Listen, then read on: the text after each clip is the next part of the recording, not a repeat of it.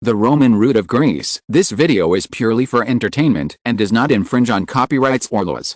The rights to the novel and image belong to the original author. We do not claim ownership. Don't like waiting and want to listen to this fanfic in full now? Subscribe to our Patreon, where you'll find the best fanfics. Chapter 26, Transatlantic.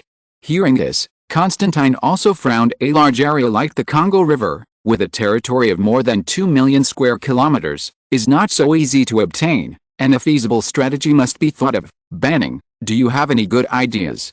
Constantine asked. Your Excellency, I think that all European countries are coveting African colonies. We still need to find a country that is weakly involved in African interests, but also has international influence. As a breakthrough for the Congolese Commission, it will open up the situation, Banning said without hesitation. With international influence and little involvement in the interests of Africa, such a country is only the United States. You mean America, right? What's the reason? Constantine asked. The United States was the first choice for a diplomatic breakthrough, and Constantine was not unprepared. Compared with European countries, the United States is very special. Since the Civil War in the north and south of the United States, 1860, Americans who have settled their domestic disputes have embarked on the fast lane of economic development. Banning obviously had a plan. The biggest difference between the United States and European countries is that the United States is vast in land and sparsely populated, and it is rich in various resources, whether it is coal, iron ore, or copper ore. There is nowhere near enough to develop the existing land in the continental United States, so the willingness of the United States to acquire colonies is very weak. Banning said. To put it bluntly, the American land in North America is too fertile, and the reserves of various raw materials needed for the development of industry, such as coal, iron, copper, and even oil, are very large, and they simply ignore overseas colonies, especially Africa. In the northern part of Africa, sand is still sand. Libya, Algeria, Egypt. The most impressive is the endless desert, such as the world's largest desert, the Sahara Desert. The area south of the Sahara Desert, because it is located near the equator, has a hot, humid and rainy climate, which is not suitable for Europeans to live in. Speaking of the abundance of resources in the United States, Constantine immediately thought of the largest coal field in the world. Now, the Appalachian coal field. It covers an area of 180,000 square kilometers and has reserves of 310.7 billion tons. The Appalachian coalfield is located in the eastern United States. The coalfield is distributed in 9 states in the eastern United States, extending from northeast to southwest, with a total length of 1,200-1,250 kilometers and a width of 50 to 300 kilometers. What is even more exaggerated is that the thickness of its coal is 500 to 900 meters, and most of it can be mined in the open pit. What's even more amazing is that the coal produced by this coal mine is of good quality, almost all of which are above the level of bituminous coal in the 19th century. Most of the coal in the United States came from this coal mine. Looking at the poor lignite, the worst quality coal, somewhere between coal and peat, in Greece, I can only say that there is no harm without comparison. As long as Constantine thought about these data, his saliva left 3,000 feet. With such a resource endowment, it is no wonder that it can become a world hegemon. Thinking of this, the desire to gain access to the Congo River basin seems to be no longer so strong. You try your best to get what you want, and the big dogs don't like it at all. Okay, let's start with America, Constantine said listlessly. By the way, if you go to the United States, someone must pay attention. Constantine remembered one. Sanford was the U.S. ambassador to Greece. Constantine's African plans required the support of major powers, so he was always close to him. Yes, to be able to become the U.S. ambassador abroad, this person must have a deep relationship network in the United States. Let's start with him. Banning suddenly realized the three who made up their minds crossed the strait from Hamburg to London, and then took a cruise ship to the North American continent. The price of a first-class warehouse ticket with a balcony on a cruise ship is £30. Even Constantine, a person who is not so sensitive to money, lamented that the price is expensive. The whole income of an English worker in a year is about this price. Cruise ships in this era, just like planes in later generations, are an essential means of transportation for cross-border travel. Sitting at the dining table near the window, the three of Constantine dined while watching the vast, undulating Atlantic Ocean. Is a pleasing thing to watch at this moment. A 4 or 5-year-old girl wearing a gray-white skirt and disheveled hair from somewhere came to the three of Constantine who were having a meal. The little girl's right index finger was in her mouth. There were a few obvious stains on her face. And a pair of big blue eyes looked at the three of them pitifully. The three of you look at me and I'll look at you, all shaking their heads, indicating that they don't know whose child this is. What's your name, miss? Constantine stood up, squatted in front of the little girl, and asked. Constantine seemed to frighten her and took a step back timidly, just staring at the dining table. At this time, Constantine also reacted. The little girl should have run up from the lower warehouse. She was probably hungry and smelled the fragrance of the restaurant, so she ran to the restaurant. Constantine raised his hand, and the waiter hurried over. The guests of these high-end warehouses will enjoy the most considerate service. Do you know which family's child this is? Constantine pointed to the little girl and asked. The waiter just glanced a lot, then saw the clue, bowed and said, I'm very sorry for disturbing a few gentlemen's meals. I will go and prepare a lunch for this lady, a glass of milk, white bread, fried sausages, and, oh, Constantine interrupted. Speaking of which, he really doesn't know what a 4 or 5-year-old child should eat. Anyway, prepare a suitable food for her. Seeing that Constantine was not angry with a lower class for disturbing the distinguished guests, the waiter nodded and said yes. The three of them looked at the little girl who was eating with relish at the table. Obviously, she was starving. What's your name? Woo, Emma. The little girl said vaguely with food in her mouth. Where are you from? From below. This answer is like saying nothing. The waiter just now walked over to the table where Constantine was sitting with a young man sweating profusely. This gentleman said that his daughter is gone. The waiter pointed to the young man and said to Constantine. The man walked quickly to Emma, hugged him, and cried with his vocal cords, Why are you running around? Emma, who was held in her arms, held a fried sausage in her hand and handed it to the man. She said in a milky voice, Dad, eat it. Seeing that the three of Constantine were well dressed, the young man explained in a panic, I woke up and found that Emma was gone. I'm sorry, dear gentleman, for disturbing you. The man hugged Emma and bowed to apologize. Sir, you don't have to be so nervous. Emma is cute. Chapter 27, On the Cruise. If you don't mind, you can have a meal together. Although the man's shabby clothes showed that he was a shy man, Banning still invited Dale. Hearing the words, the man looked awkwardly between Emma and Constantine, and it was Emma who made the decision for him. Dad, eat. The tender little hand pulled Dad's sleeve towards the dining table, driven by the hunger that kept coming like waves in his stomach. The man sat down awkwardly. Constantine nodded towards the waiter. Constantine, this gentleman is Schmidt, this is Banning, both of them are my friends. Constantine pointed to the two and said. The man sitting at the dining table said, My name is Lloyd, and this is my daughter Emma. Lloyd said, looking at the girl who was hugging tightly in his arms, Are you going to immigrate to America? Constantine asked. Under normal circumstances, it is impossible to travel across the ocean with such a young child. Yes, I used to work in a steel factory. My wife passed away a month ago, and the medical bills used up my savings. After inviting a pastor to say goodbye to Annie, we were destitute and lost our job in the factory. Speaking of this, Lloyd's face showed a sad look just as he was talking. The waiter brought another lunch. The man looked at the food in front of him, swallowed, and said with a dejected face, I have no money to pay the bill. It's okay, just enjoy it. Constantine pushed the tray toward Lloyd. What are your plans when you arrive in America? When Lloyd heard Constantine's words, he devoured it for a while, obviously starving. Hearing Constantine's question, he picked up a spoon and sipped the borscht, and put the bread in his mouth into his throat. A few days ago, I met a U.S. ambassador to the U.K., speaking in public. I heard from him that American steel companies need a large number of workers, especially experienced workers, with good wages and loans to buy ships. Tickets, as long as you sign a contract for a few years. These Americans really know how to eat ready-made. The United States sat on its own merits, getting thousands of skilled workers from Europe without education and training. Since the end of the Civil War, the United States has raised tariffs on industrial products several times. Domestic factories have sprung up like mushrooms after a rain, and the U.S. hit the workers in Europe in order to recruit skilled workers. Some European companies organized groups to recruit in Europe, and even paid travel expenses. The United States became independent in the 18th century and became the world's largest economic power at the end of the 19th century. It only took more than 100 years. The speed of development is astounding. Since 1881, there has been another wave of immigration to the United States.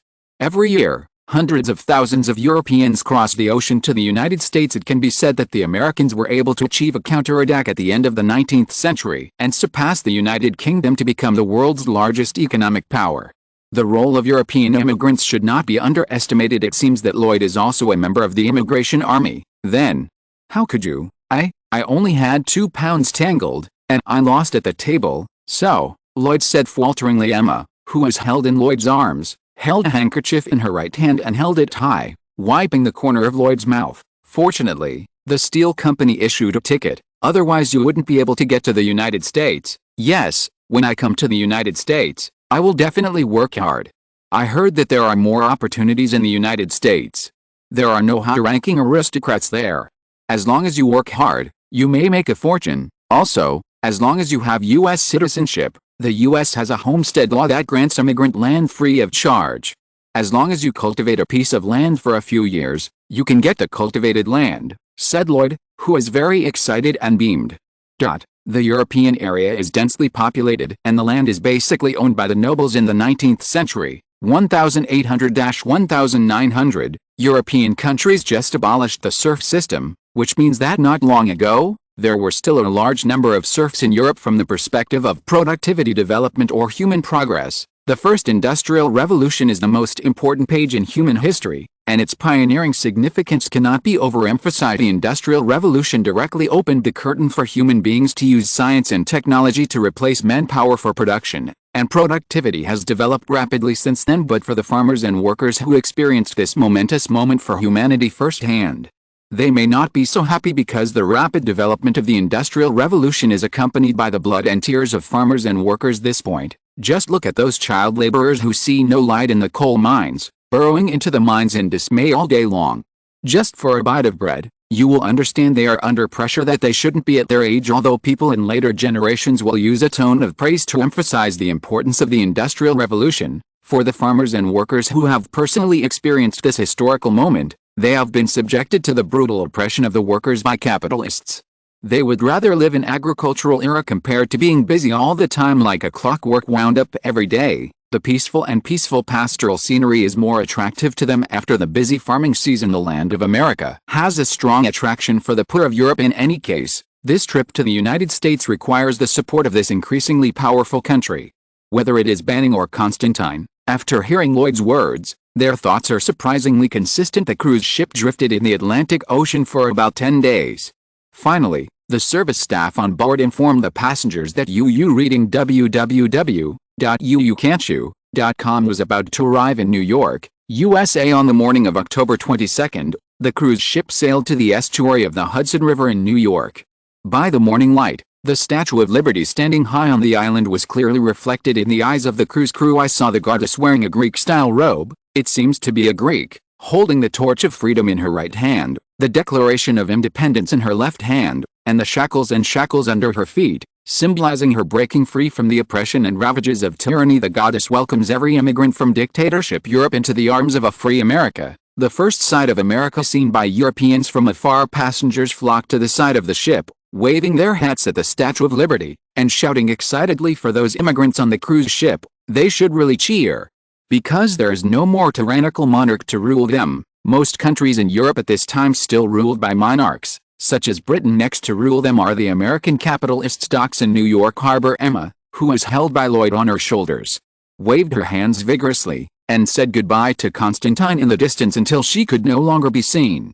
Dad, what? Will we see them again? Yes, as long as you live well, there will always be a chance to meet again. Here, Dad. Emma took out 2 gold coins from the pocket of her skirt and handed them to Lloyd. Where did this come from? Lloyd asked in surprise. Given it from my brother, Emma said. Just like Lloyd's father and daughter, who came to the United States to find their new life, Constantine will also seek his own opportunities. If you're listening to this novel on a channel other than Fanfic World, it means they downloaded and uploaded it without effort.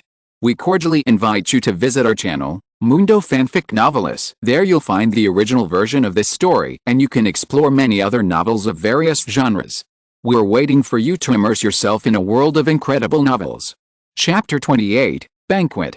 The United States and Europe are separated by the Atlantic Ocean, and New York is an important commercial port for the commercial trade between North America and Europe. The three of Constantine sat in a carriage, driving on a straight and wide road. There were rows of shops on both sides of the street. Through the glass windows of the shops, you could see a dazzling array of products, which were neatly displayed.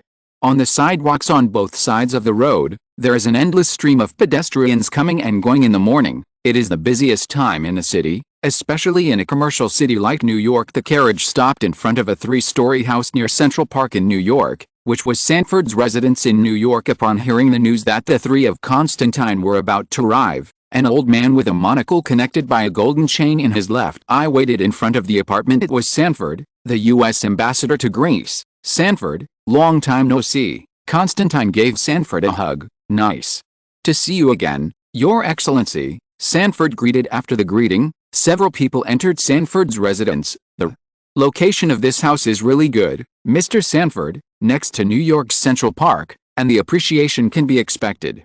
Constantine came to the rear window, with green grass, lush trees, and a beautiful view of the park.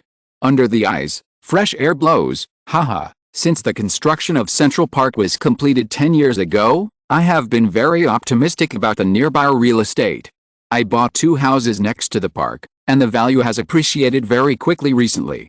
Sanford heard Constantine praise himself for his good vision. The old face smiled and turned into a chrysanthemum. New York's Central Park is the first city central park in the United States after the end of the American Civil War. The rapid development of the economy has led to a large number of people gathering in cities.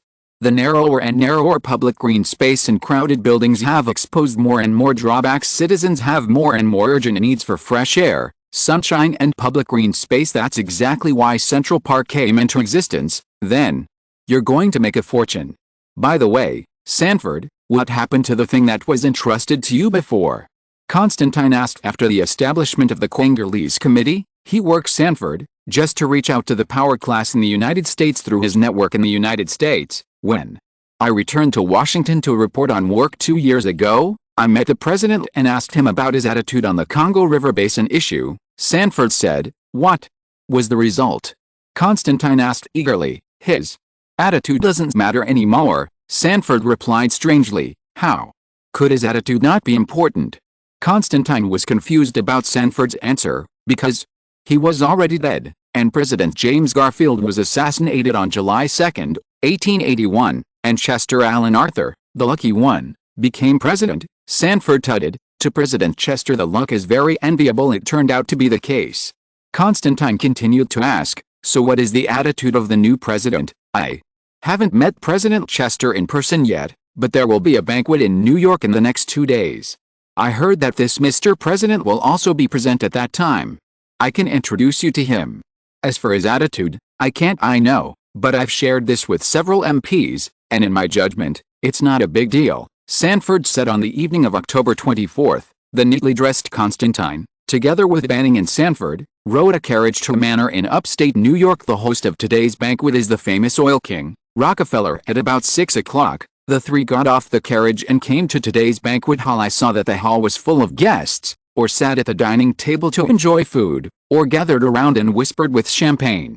On the intricately patterned carpet in the middle of the hall, men and women danced to the rhythm of the music. In the corner is a band, pianists, saxophonists, etc. are playing classic European music from the Blue Danube. Mr. Rockefeller, who was wearing an elegant suit, stood in the most conspicuous position, saw the arrival of the three of Constantine, and stepped forward to greet him. "Welcome to my banquet, Mr. Sanford." Of the three, he only knew Sanford. "Thank you for your invitation. These two are Mr. Constantine and Mr. Banning." Sanford introduced Constantine and Banning to Rockefeller. Constantine said, "Congratulations, Mr. Rockefeller, you built an oil empire." "Strictly speaking, I'm just a shareholder in Standard Oil," Rockefeller said humbly. After the greeting, Constantine found a corner, looked around, and asked Sanford, "Who is Mr. President?" Although Rockefeller is the world's first billionaire super rich, but today Constantine is not looking for him. "I asked just now, Mr. President hasn't arrived yet." "Wait a moment, you can enjoy today's banquet. Today's banquet is attended by some rich or noble people, Your Excellency," Sanford replied. Constantine sat on the high-backed chair with a lack of interest. So what if they were rich or expensive, and they couldn't solve their own problems? I didn't want Sanford's answer to be heard by a middle-aged lady in costume nearby, who stepped forward and asked respectfully, "Your Excellency Duke, are you a distinguished noble gentleman from Europe?" Looking at the woman who came to interject rashly, Constantine froze for a moment, stood up and said, I'm probably the noble gentleman you mentioned." Constantine couldn't figure out what the person was thinking, so he could only deal with it. Hearing Constantine's answer, the lady circled around Constantine twice, nodding as she looked around. www.wuxiaspit.com said something in her mouth. "It's really a little different." Constantine was stunned for a while. If it was in Europe, according to the etiquette, this lady should bow down and salute, but then I thought, this is in the United States. Where does the aristocratic etiquette come from, then? Which country's noble are you? Is it England? Or Germany? The lady continued to ask. Constantine. From Greece. "Nice to meet you, Mom," Constantine said helplessly, looking at this curious baby-like woman. "I'm Chris Josh." Hearing Constantine's self-introduction, Chris realized that he hadn't introduced himself, and hurriedly replied, "Greece, is it a European country? Where is her position?" Chris continued to ask with a frown. Obviously, Greece's answer did not satisfy her. Constantine felt very embarrassed. "Hey, the Greek country is weak, it is not ranked in Europe, and it is not well known in the world. I heard that Americans are not good at geography, so the rumor seems to be true. Greece is at the southern tip of the Balkan Peninsula in Europe."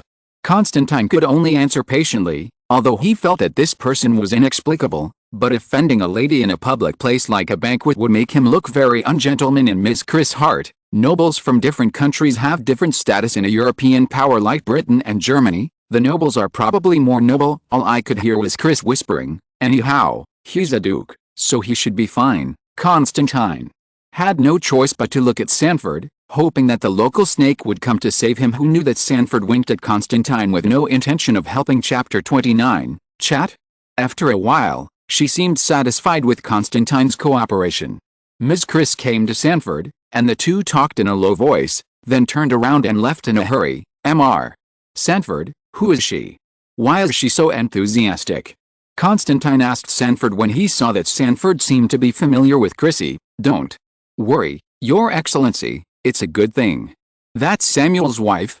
As for who Samuel is, he is a shareholder of Standard Oil. Sanford smiled. The period between the American Civil War, 1861 to 1865, and the Spanish-American War in 1897 was called the Gilded Age by Americans because of the rapid economic development. With the development of the economy, a lot of wealth has risen, just like Rockefeller. But the United States, as of 1883, only had a history of more than 100 years, and it was too young, so it seemed to have insufficient foundation. Europeans despise these nouveau riche relatives, thinking that the United States is a cultural desert and scum of this oil. After some rich people get rich, they want to improve their social status.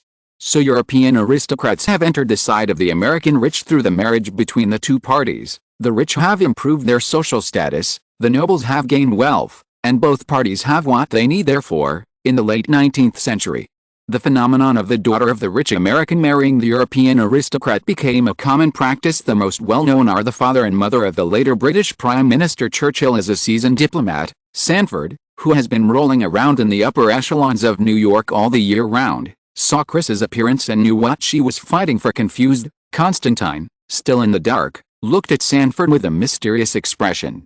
After asking twice without getting an answer, he gave up the question. "Sanford, if I read correctly, this banquet seems to be a gathering of oil tycoons, right?" Constantine changed the subject. "Yes, to be exact, a shareholder meeting of Standard Oil, a trust company," Sanford replied. "Have they encountered any trouble?" Thinking that President Chester was invited to this banquet, "I am afraid that these monopoly capitalists have encountered some trouble." "What else could be the trouble?" Standard Oil is such a behemoth, the largest crude oil producer in the United States, with a monopoly on 95% of the United States refining capacity, 90% of its oil transportation capacity, and 25% of its crude oil production.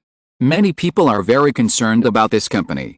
Dissatisfied, it's too powerful, Sanders said. "I'm afraid this gathering is for the shareholders of Standard Oil to test the president's attitude," Sanford said here, lowering his voice. "Of course, Their troubles are not only the public's disgust with Standard Oil, but they are also in trouble, Sanford said with a gloating expression. What's the trouble? Constantine asked cooperatively. You know the electric light bulb, right? Edison invented the light bulb 2 years ago, and it can be powered by electricity, said Sanford. Having said that, Constantine suddenly realized, speaking of which, the largest oil producer in the world is the United States. It can be said that the origin of the modern oil industry is in the United States, but in this era, cars and diesel engine ships have not yet appeared. Without them, they consume a lot of oil. Where will the oil produced by a big company like Standard Oil be used? The answer is lighting. The biggest use of oil in this era is to refine kerosene, which is used as the oil for kerosene lamps to provide lighting. Crude oil is extracted from oil wells and refined to produce kerosene.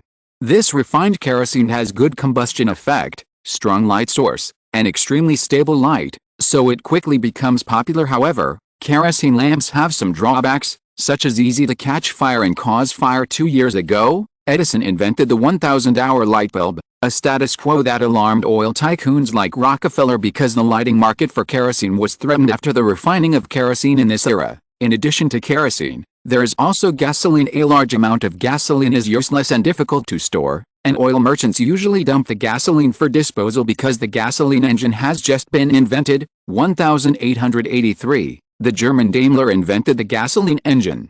It will take a long time to apply it on a large scale and consume a lot of gasoline. Therefore, the good days for oil producers are far from here. Taking the opportunity of this banquet, it is a good opportunity to get to know some American business tycoons, even if you don't see President Chester at this moment. The hall suddenly became quiet, the band stopped playing, and the ballroom dancers on the carpet also stopped dancing. Seeing this, Constantine looked towards the entrance and saw a man in his 50s with a thick beard on his upper lip and a black round hat walking in. This is President Chester, Sanford whispered as he approached Constantine as the host. Rockefeller stepped forward to greet him, and then the two walked into a room together with several men in black suits. After a cup of tea, Rockefeller and several men walked out of the room together. They were chatting and laughing with relaxed expressions. Obviously, they got a good answer. Rockefeller walked directly to Constantine. You read www.uucan'tyu.com and said, Mr. Constantine, I heard that you are also here to meet Mr. President. If so, now is the time. Chess. President Trump is still in that box. Hearing Mr. Rockefeller's prompt, Constantine thanked him and walked into the room under Sanford's gaze. When the man sitting on the sofa saw someone coming in, he stood up, straightened his wrinkled clothes slightly, walked towards Constantine, stretched out his right hand and said, Welcome to New York, America, Your Excellency the Duke. Obviously, the identity of Constantine is no secret in the eyes of the president. Thank you, Mr. President. After shaking hands, the two sat on two opposite sofas. Mr. President, what do you think about Africa? Constantine got straight to the point and didn't want to waste time. I heard that European adventurers are very active there recently, and the American people are also very concerned about the European adventures in Africa. As for me, to be honest, I am not interested there. The North American continent is enough to worry me. President Chester replied, It's like this. In order to maintain the normal trade between European and American merchants and the indigenous people of Southern Africa, maintain necessary commercial exchanges, drive out the darkness of the African continent, and bring ignorant Africans into civilized society, the Congolese Committee has been working with the Arab slaves there in recent years. Traffickers, and other evil indigenous struggles hostile to European and American businessmen. 4. Politicians, giving high-sounding explanations for their actions is an essential skill. I hope you, Mr. President, can agree and support that the Congolese Committee will be responsible for maintaining order in the Congo River Basin and providing necessary protection for European and American businessmen.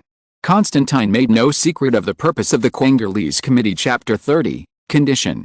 After listening to Constantine's purpose, Chester remained silent, picked up the pipe in his right hand, and raised it in front of Constantine. It doesn't matter, you can do whatever you want, Constantine said. Then Chester lit his pipe and took a deep breath. The room was filled with smoke and silence. After smoking a pot of tobacco leaves, Chester said, So, what can the United States get in return for its support, Constantine? Constantine said, I have heard that the racial situation in your country is not optimistic. If the black people in the United States want to return to the land where their ancestors have lived for generations since ancient times, then the Congolese Council will actively cooperate. 2. Put it bluntly, if the Americans want to solve the problem of the large number of blacks in the country by moving them back to Africa, then the Congo River Basin, which is controlled by the Congolese Committee, will open its mouth to accept black Americans. Speaking of which, the solution for black people has been the most troublesome problem for the American elite since the independence of the United States. The economic system of the American South is a slave plantation economy, while the North is a capitalist industrial and commercial economy. By the 1860s, this contradiction became increasingly acute and unavoidable. On the surface, it seems that the North and South of the United States are only in conflict about the abolition of slavery.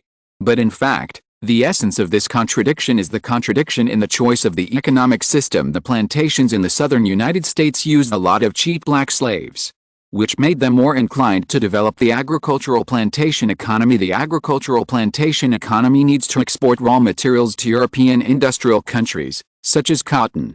A large number of cotton in the southern United States is exported to the United Kingdom to earn foreign exchange, which makes cotton exports an important position in the economy of the southern United States. If we want to maintain such an economy, we need to reduce tariffs by U.S. customs and import British manufactured goods to complement the British economy. As for the capitalist industrial and commercial economy of the North, the British Empire, which had completed the Industrial Revolution at that time, had an unprecedented increase in production capacity and high-quality and low-cost commodities. In order to find a market for goods, the UK advocates free trade in countries to reduce tariffs if the policy of low tariffs is adopted. The fragile factories in the North, due to their weak foundation and short development time, will be crowded out by British products, and the development of industry and commerce will be in vain. This is the source of the conflict between the North and the South. This slave system became the focus of debate between the two sides. Both the North and the South clearly saw that as long as there were no cheap slaves in the South, the plantation economy would not continue to develop even after the Civil War. Although Lincoln issued a Declaration of Abolition, promising to give black slaves the rights of American citizens, Lincoln was highly praised. However, the status of blacks is still low, racial discrimination is serious, and the idea of removing blacks back to Africa still appears from time to time. This idea is not just empty talk. The Americans really did it in the late 18th and early 19th centuries. The dramatic increase in the number of free blacks in the North caused panic among abolitionists and slaveholders alike. They are worried that blacks will cause white workers to lose their jobs, that urban crime rates will increase, that free blacks are inciting slave riots in the South, and that they are even worried that uneducated blacks will devalue American society. In short, the whole society has formed an atmosphere conducive to the black homesteading. Hurry up and send black people where they should go, no matter the cost. The first person to put this idea into action was Paul Coffey. Coffey is an ocean-going ship owner with African and Native American ancestry. He is very social, and has many contacts with U.S. congressmen, black leaders and even the British government. He formulated a plan that seemed feasible: transport black slaves from the southern United States to the British colony of Sierra Leone in West Africa to settle, and then use the original ship to ship local products to the United States for sale. The profits are used to subsidize the cost of transporting black people. Proportional distribution. His plan was quickly taken seriously by all parties. Originally, the plan of anti-migration of black people went well, and a large number of black people were sent to West Africa. However, with the increase in the number of blacks, the contradiction between them and the local aborigines has become greater and greater. On the one hand, black Americans are incompatible with the local aboriginal culture and customs. After years of living in the United States, most of them have embraced Christianity. On the other hand, the increasing number of black Americans, the demand for resources is increasing day by day, and the settlements have begun to friction and conflict with each other for land and water. In order to maintain local order, we had to increase investment to maintain local order.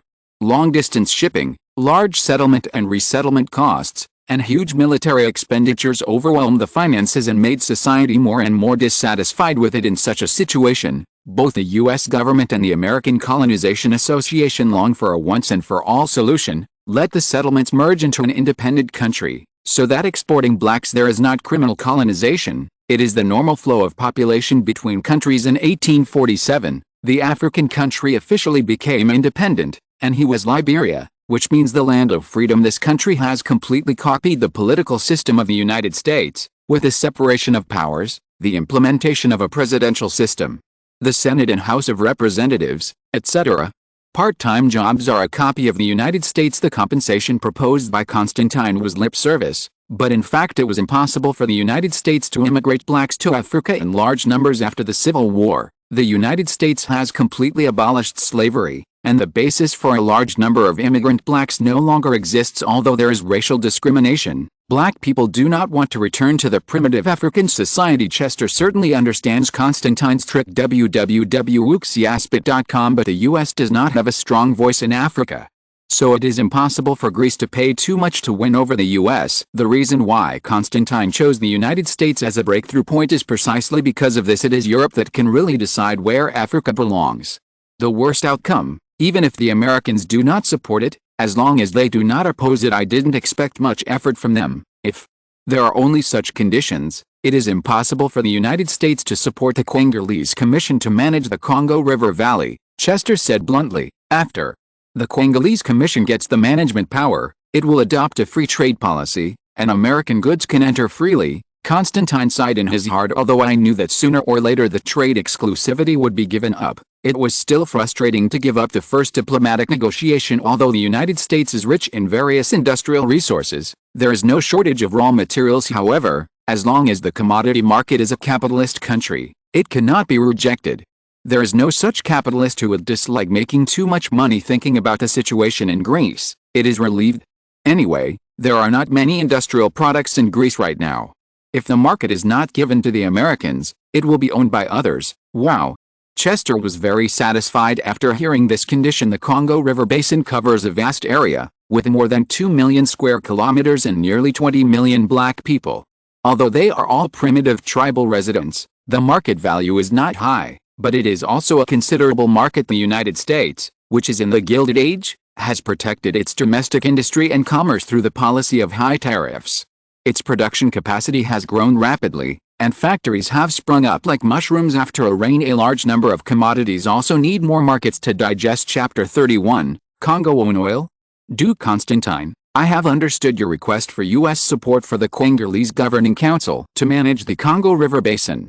The U.S. government will consider this request, and in 2 days, you will receive an accurate answer. Chase stood up and said to Constantine, in this kind of diplomatic behavior between countries, it is impossible for the president to make a decision alone, and it must be discussed by his staff and government officials. Of course, I will be waiting for your good news in New York. Constantine was relieved to see that things were going well, turned around and walked out of the room, leaving President Chester alone. Constantine walked to the hall and saw Sanford talking to Chris. Chris looked happy when he saw Constantine appear, and quickly walked towards Constantine with a girl in costume. Duke Constantine, is this your first time in America?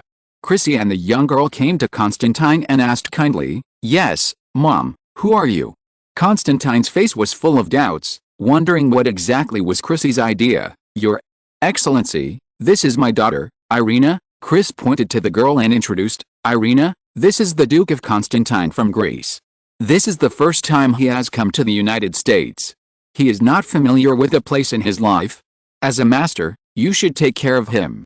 Elena gestured. Constantine nodded to Elena, while Elena put her hands on tiptoe and bowed in a salute. Seeing that the two knew each other, Chris quietly left. The atmosphere was quiet for a while, and Constantine, who didn't understand the situation, didn't know what to say to a young American girl he met for the first time. Mrs. Chris, who was separated from a young man and woman, came to Sanford and asked, Mr.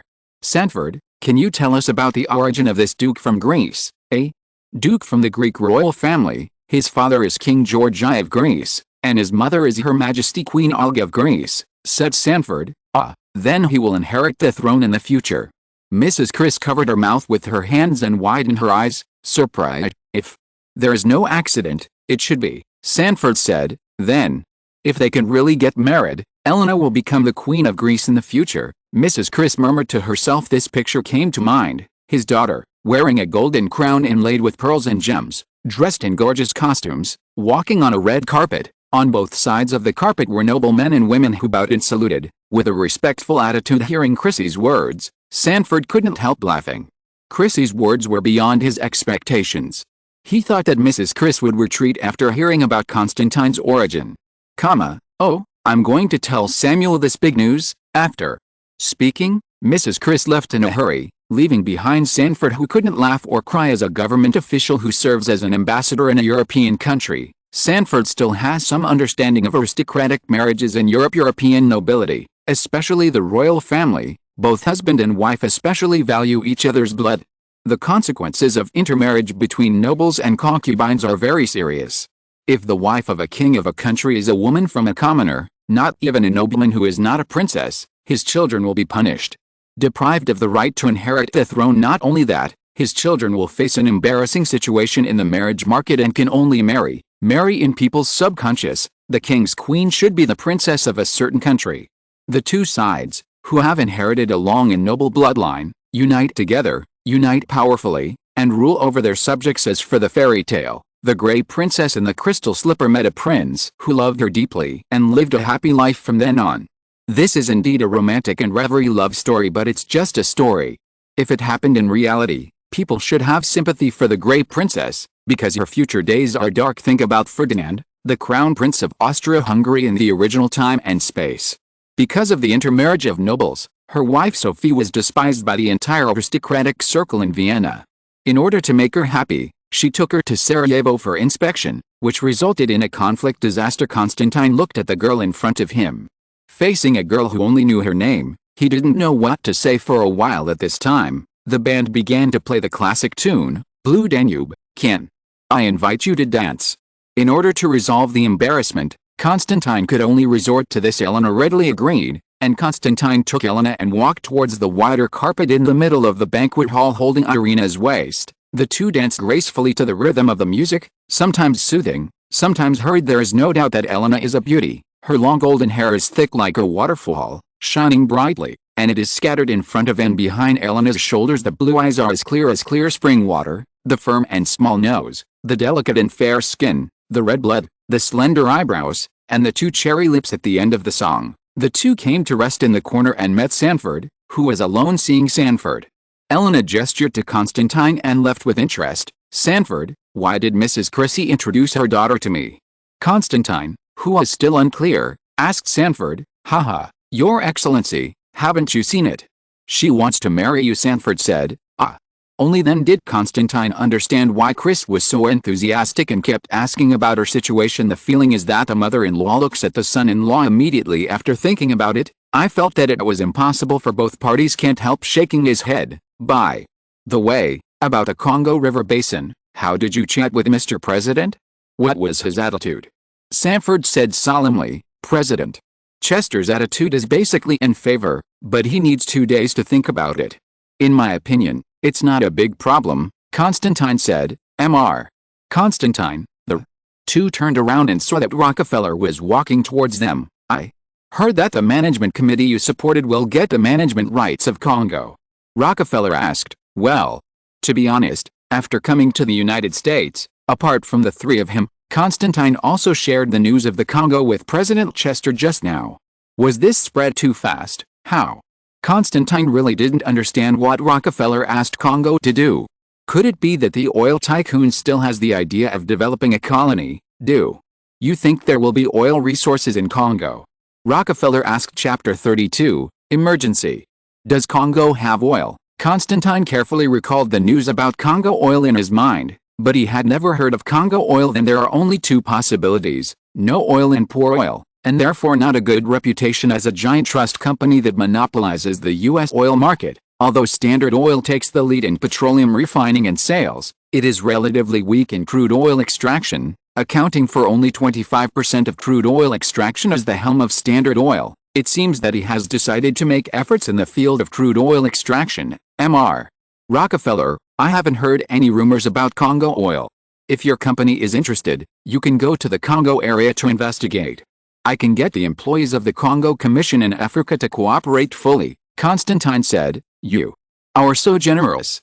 Just as the two were talking, Constantine suddenly saw Banning hurried over with a strange expression, interrupting their conversation. Constantine nodded apologetically to Rockefeller, then walked to a remote place with Banning. What's the matter, Banning?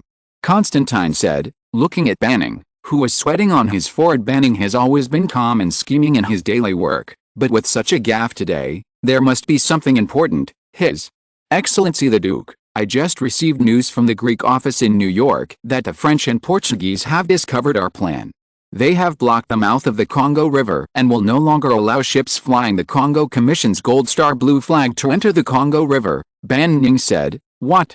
Constantine was also surprised when he heard Banning's news, although Constantine also understood that the intentions of the Congolese committee would be understood by the French and Portuguese colonists sooner or later. It was beyond his expectations to be exposed now, however, considering that Stanley has established dozens of commercial strongholds and hundreds of entrusted rural treaties. As long as the French and Portuguese in the north and south of the Congo River pay a little attention, the pretense of the Congo Council will be debunked after all. The Congolese Committee operates near the Congo River in the academic name of scientific investigation and geographical discovery. It is inevitable that a large number of construction sites will expose the target. What's the specific situation? Constantine asked hurriedly. The soldiers led by Captain Brute had an armed confrontation with the French and Portuguese colonial military personnel. The two sides refused to give in and often harassed each other, Banning said. No. Large-scale fire? That's fine. Constantine was relieved to hear the words. Thinking that the three parties had a conflict in Africa, Constantine walked back and forth, thinking about countermeasures to deal with the current situation. After a while, Constantine turned to look at Banning and said, in this way, we will act separately. I am in the United States waiting for news from the U.S. government, and you will return to Congo immediately. Constantine said, you know the situation of the Congo River best, and you have been leading the activities of the Congolese committee there. At this time, you must return to the Congo. You don't have to worry too much. After arriving in Congo, stabilize the mood of the team and encourage them. The French are now expanding rapidly in Africa, and it is unlikely that they will respond too violently to the Congolese committee, so they don't have to fear the French.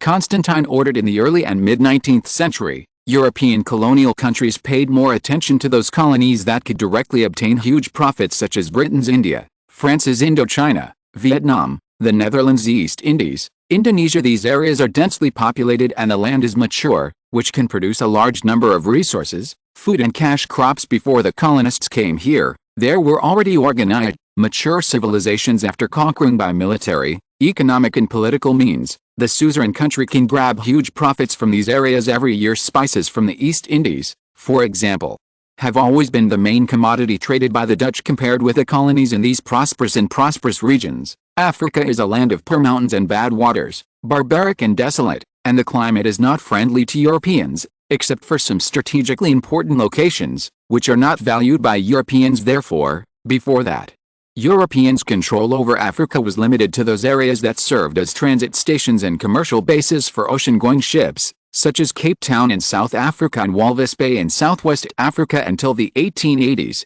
the technical conditions for entering Africa became mature, and countries successively sounded the horn to enter Africa. France invaded West Africa in 1880, Tunisia in 1881, Madagascar in 1883. Britain occupied Egypt in 1882 and Italy invaded Eritrea. As for the seafaring pioneer Portugal, although it has declined, it still firmly controls Angola in West Africa and Mozambique in East Africa. This is the strength of Constantine. Although France is powerful, it has occupied a large number of colonies in a short period of time, and I am afraid that it will not be digested in a short time.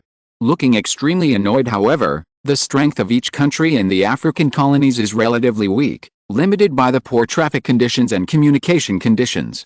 Whether it is France or Portugal, the strength in southern Africa may not be comparable to the just over committee with 500 regular soldiers. Therefore, although the sudden military confrontation in Africa was beyond Constantine's expectations, it was still under control. Of course, as long as the French don't go too far, you can tolerate it as much as possible. Constantine continued to instruct. In any case, the current France is not something that Greece can provoke, and the strength of the two sides is not on the same order of magnitude as for Portugal. Constantine didn't say anything, and Banning could understand it. The persimmons are soft.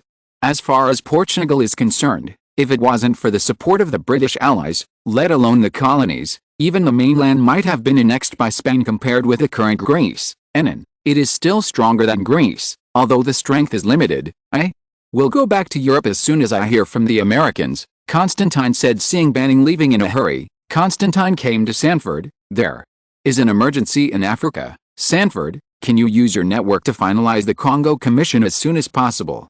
Constantine looked at Sanford and said although President Chester said it would take 2 days to consider, Constantine no longer intends to spend too much time in the United States, and changes in the situation require him to return to Europe as soon as possible. That's it. It can be, but it needs your consent to show some Congolese interests, Sanford said seemingly indifferently. I heard that there are millions of elephants in the Congo. I can give them some places for elephant hunting teams, Constantine said. No problem. In a country where all resources revolve around the baton of money, as long as there are interests, you can have privileges. Sanford was full of confidence. Constantine frowned, thinking about the current situation, and sighed in his heart that a small country like Greece, which cannot control the situation, can only decide the next step by observing the further development of the situation. Chapter 33, Epic-Making Invention.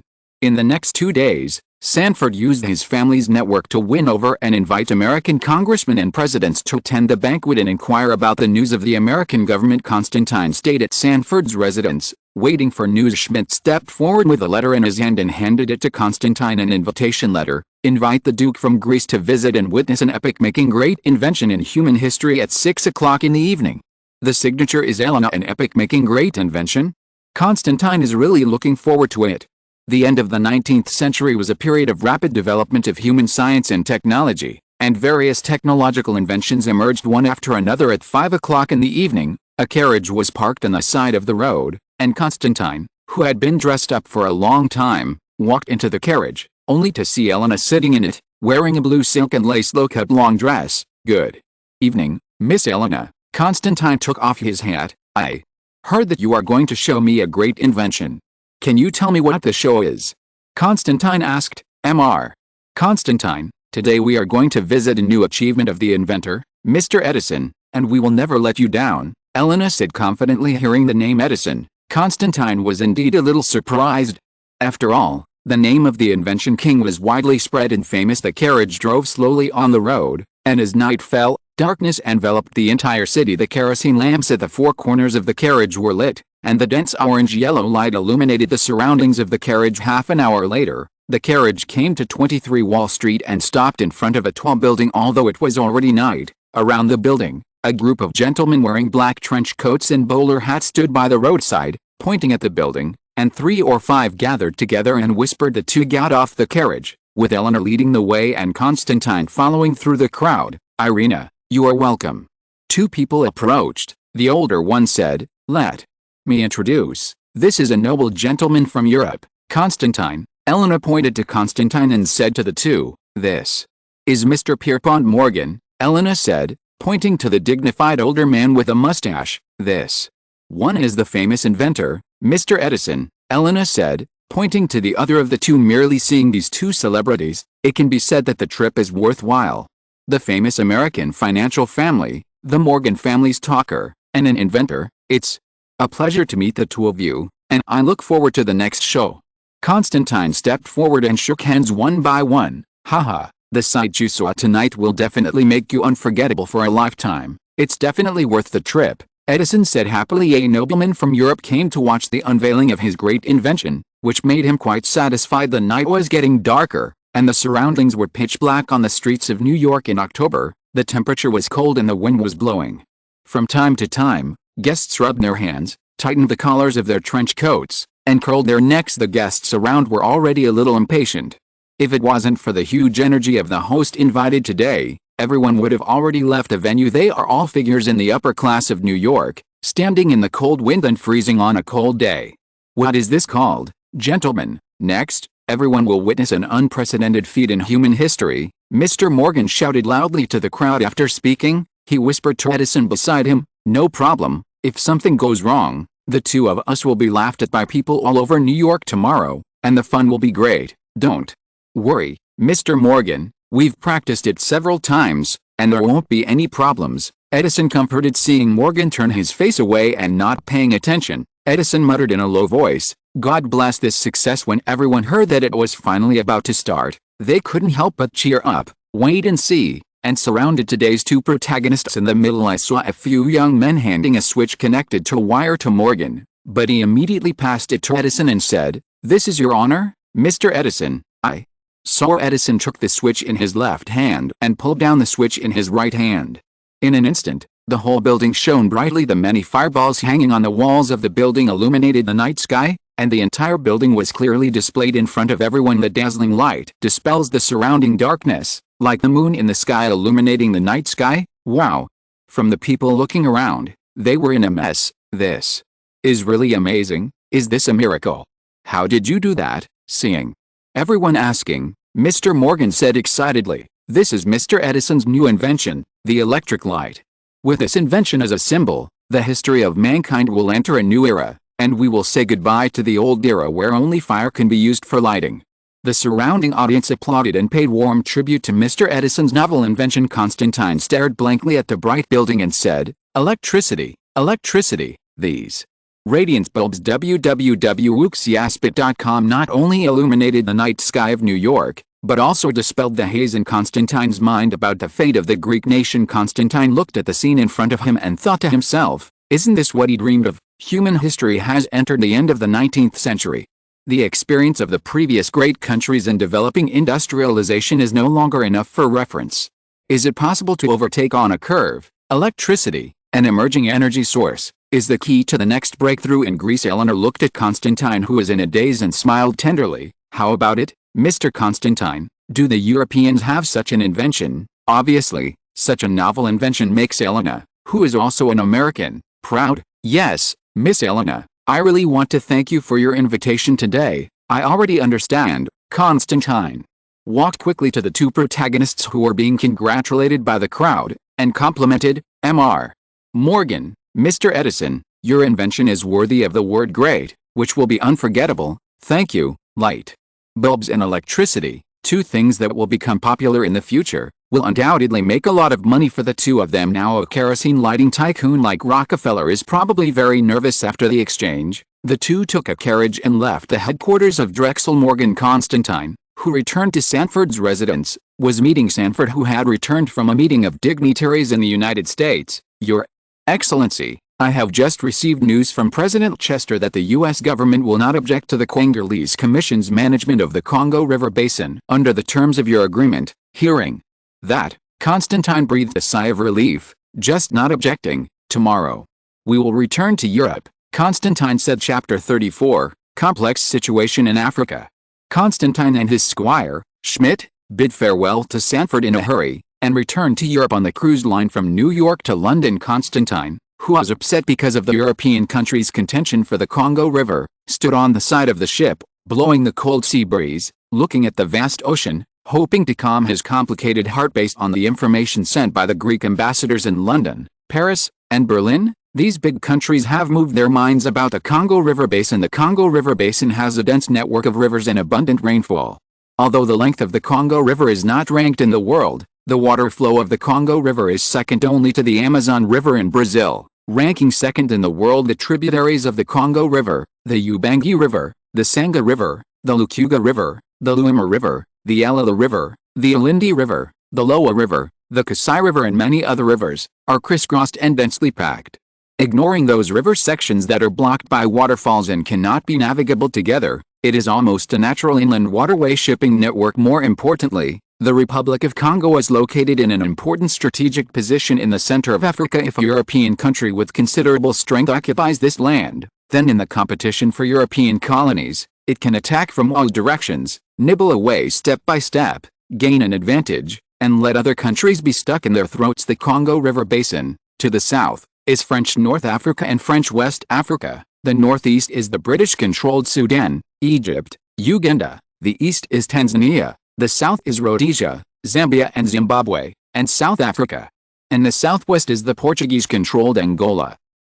The importance of its strategic location is evident up to now. The so-called African colonies of various countries have only established colonial strongholds near coastal ports and deep inland rivers to facilitate commercial trade. In other words, there is still uncertainty about who a certain piece of African land belongs to. In fact, from the colonization of Africa by European countries until the independence of African countries after World War II, most regions have not established effective rule from beginning to end, starting from the Congo and the watershed. Attacking from all directions and eroding the surrounding African territory step by step is an obvious and effective strategy to compete for African territory. This also determines that all countries that covet European colonies must seize the Congo if they do not want to be at a disadvantage in the future African big cake sharing feast. The competition among countries for the Congo region is bound to focus on the mouth of the Congo River. The reason is obvious. Many tributaries of the Congo River merge into the mainstream of the Congo River and into the Atlantic Ocean. A Congo without the mouth of the Congo River has become an inland area. No matter what resources and business opportunities Congo has, external commodities cannot be transported in, and internal resources cannot be transported out, and the value of Congo, which cannot be transported by shipping, is greatly reduced. As long as you control the mouth of the Congo, you will control the Congo and the basin in disguise facing the sea. Constantine pondered the decision and response of the Congolese committee. The cruise ship chopped waves and sailed all the way to the east. The red sun rose slowly at the place where the water and the light met. The seagulls burst into waves, swept the hull, the wind suddenly rose, and the flag on the mast flew high. "Your Excellency, the wind is picking up. Go back to the cabin to take shelter from the wind," Schmidt said with concern, standing behind Constantine. "Yes, the wind is blowing." 8 days later, the two, who had crossed the Atlantic to London, sailed non-stop to the port of Piraeus in Athens. The Tatoi Palace in the north of Athens, the king's study. King George and Queen Olga were delighted to see their son Constantine, who had been away for 2 years, successfully completed his 2-year study trip in Germany. "Constantine, I heard that your Congo committee is in trouble. How about it? Can you solve it?"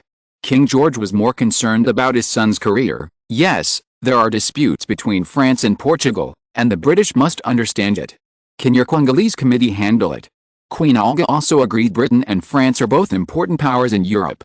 One is the undisputed hegemon of the world, with a navy that is the best in the world, and the other is a traditional power in the European continent. The strength of the army cannot be ignored in front of such a behemoth. The Congo Commission supported by Constantine is really not enough to see. There is nothing to worry about. In fact, for the Congo River Basin, the more interested countries and the more complicated the competition, the greater the chance of the Congo River Commission. Facing the increasingly severe situation, Constantine became more and more confident. King George nodded thoughtfully, agreeing with his son's statement. Only Queen Olga couldn't understand what riddles the father and son were playing. How long will the high spending last? Even the royal family can't support such a large spending. Queen Olga frowned and complained dissatisfiedly. "It won't be too long. The parties are about to show down," Constantine comforted. "After all, until now, the royal family has spent a huge sum of 7 million francs on the Council of the Congo, and the landlord's family doesn't have much leftover food. These 7 million francs are not only the expenses of supporting the adventure team, but also the expenses of mobilizing newspapers and public opinion in various countries, the expenses of scholars to speak out in support of the Congolese committee, the salary expenses of military personnel, and so on. This huge expenditure, as of now, has almost nothing worth mentioning in return." Fast forward to January 1884, Banning, who had returned from southern Africa, came to the Tatoi Palace to report the news of Africa to Constantine. Banning went to Africa for 3 months. His cheeks became dark and thin, his face couldn't hide his tiredness, and his sharp eyes revealed a good spirit. It seemed that he suffered a lot in Africa. "Thank you, Banning. How is the situation in Africa?" Constantine asked. "The situation is good. In March last year, Stanley invited all the chiefs between the Kivu River and the Lower Ni River on the left bank, north bank, of the Congo River to Kinshasa and persuaded them to sign a joint protection treaty with the Congolese Commission. There are 7 strongholds set up there." Banning replied as he spoke. He pointed to the map of the Congo River Basin on the table and showed it to Constantine. After these strongholds were established, they cut off the passage from Brazzaville to the banks of the Congo River from the French stronghold. At least in legal terms, if the two sides do not move in force, it is impossible for the French to threaten the mouth of the Congo River. Constantine let out a sigh of relief. Under such circumstances, the Congolese Commission would have the legal advantage in diplomatic negotiations. Besides, is there any other news? Constantine continued to ask. "Recently, I heard that a large amount of gold deposits have been discovered in South Africa, specifically in the Transvaal. This is the topic I heard the crew talking about when I returned to Europe." Said gold, Banning was very interested. According to them, the country is boiling over in the UK, and a large number of people who dream of getting rich overnight are flocking to South Africa, and now the whole of Western Europe is going crazy. They originally had 50 crew members on board, but when they returned from Africa, there were still more than a dozen people on board. In their words, if it wasn't for the strong request of the captain, I'm afraid there would be no manpower to drive the ship. If you're listening to this novel on a channel other than Fanfic World, it means they downloaded and uploaded it without effort. We cordially invite you to visit our channel, Mundo Fanfic Novelis. There you'll find the original version of this story, and you can explore many other novels of various genres. We're waiting for you to immerse yourself in a world of incredible novels. Chapter 35, The Complex Situation in Africa, 2. Constantine frowned when he heard the news of the discovery of a large gold mine in South Africa. Originally, the action of various countries to carve up Africa was already in full swing, and now the news of the discovery of a large gold mine in South Africa is just in time, no doubt adding fuel to the fire. Banning, under the stimulation of the gold mine, what do you think the European countries will do next? Constantine said, looking at Banning, who hadn't realized the problem and was immersed in the excitement of discovering the gold mine. The expression on Banning's face froze instantly, and he muttered, yes, it's a coincidence, although the area where gold was discovered is in South Africa. It is thousands of kilometers away from the Congo River, but a question will naturally arise in the minds of politicians in various countries.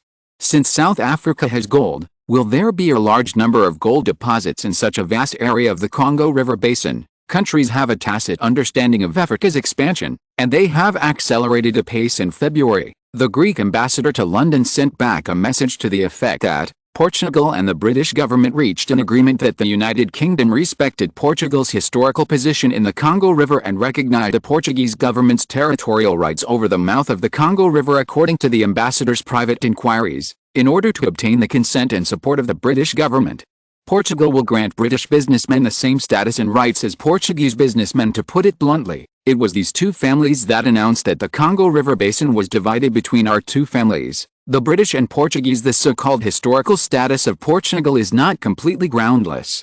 As the pioneering countries of the Great Seafaring era, Portugal and Spain have pioneered colonies since the 15th century. The two brothers in the Iberian Peninsula earned a lot of money through colonies.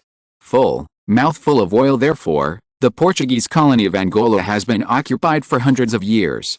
The name of an old colonial country is nothing to me. The Congo River itself was first discovered by Portugal, but because of the obstruction of a series of waterfalls in the lower reaches of the Congo River, Portugal's idea of upstreaming the river was shattered, and the idea of developing commercial trade along the river could only be delayed. No way. Before the invention of the train, the only way to go deep into the inland for commercial activities was to rely on the two legs of a human being and the four legs of a horse. In this desolate part of Africa, it was impossible. This delay came to the end of the 19th century. The world situation has changed.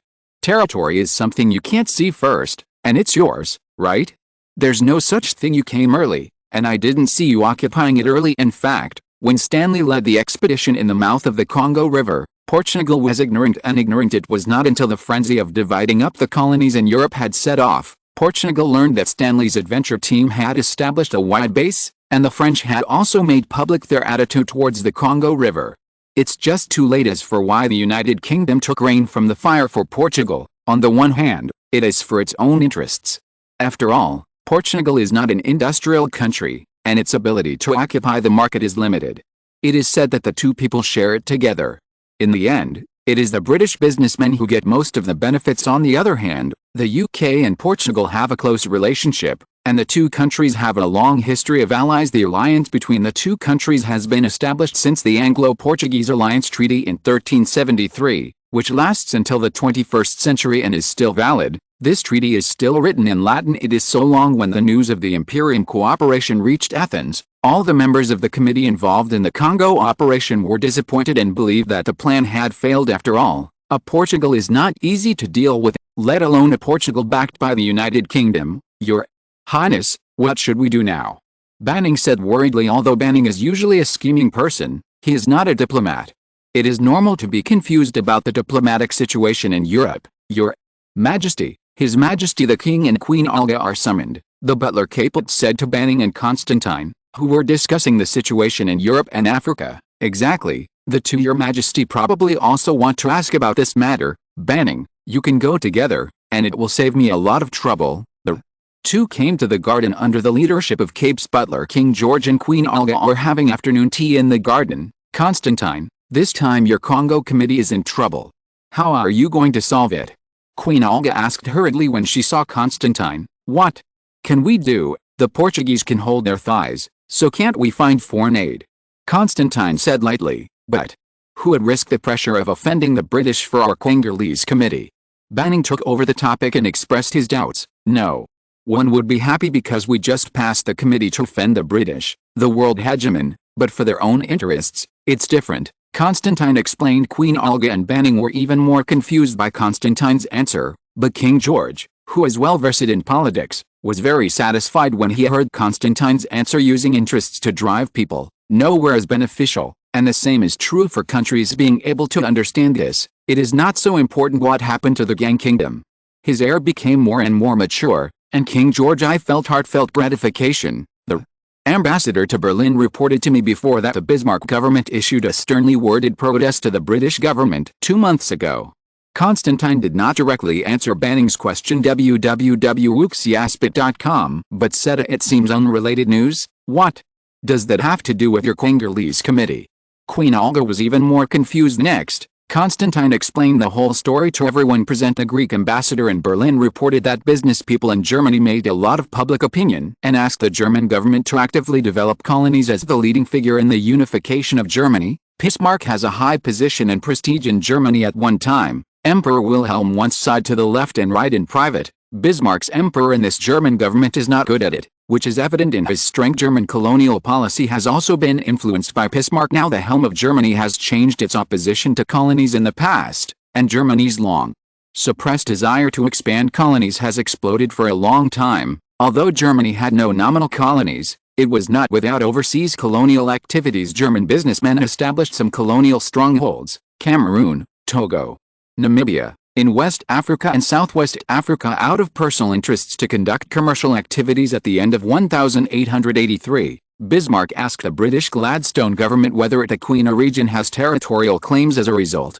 the British government replied that the United Kingdom made a so-called legitimate claim to the entire South African coastal area. Such an answer annoyed Bismarck. The United Kingdom only has a port in Cape Town. The Cape Town port was seized from the Dutch, and has a territorial claim to the entire South African coastal area. The greedy appetite and arrogant attitude of the British government did not take other countries in the eyes at all, which made Bismarck very angry. Chapter 36, Active Action.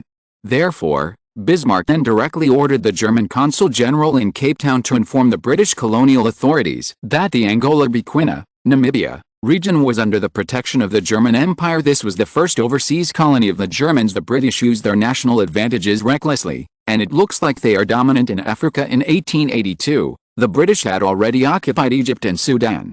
Together with Cape Town, South Africa, which was originally acquired in the Anglo-Dutch War, South Africa was already in their hands. The Indian Ocean coast of Africa, not to mention, in order to protect the security of the Indian colonies, the British will not allow any country to gain a foothold on the Indian Ocean coast of Africa. India is extremely important to the British Empire.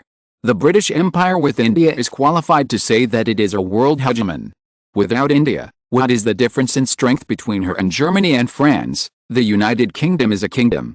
The reason why it has the title of the British Empire is because Queen Victoria was crowned the title of Emperor of India. India is the hegemonic foundation of the British Empire. It is densely populated, rich in products, and has a vast area. As one of the origins of ancient civilizations, India has been developed for thousands of years and has become very mature. Its value is not Canada, New Zealand, Australia at all.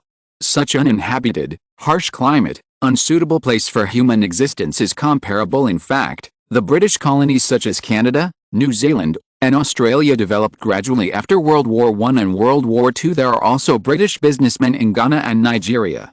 Needless to say, other countries in these places can't get involved.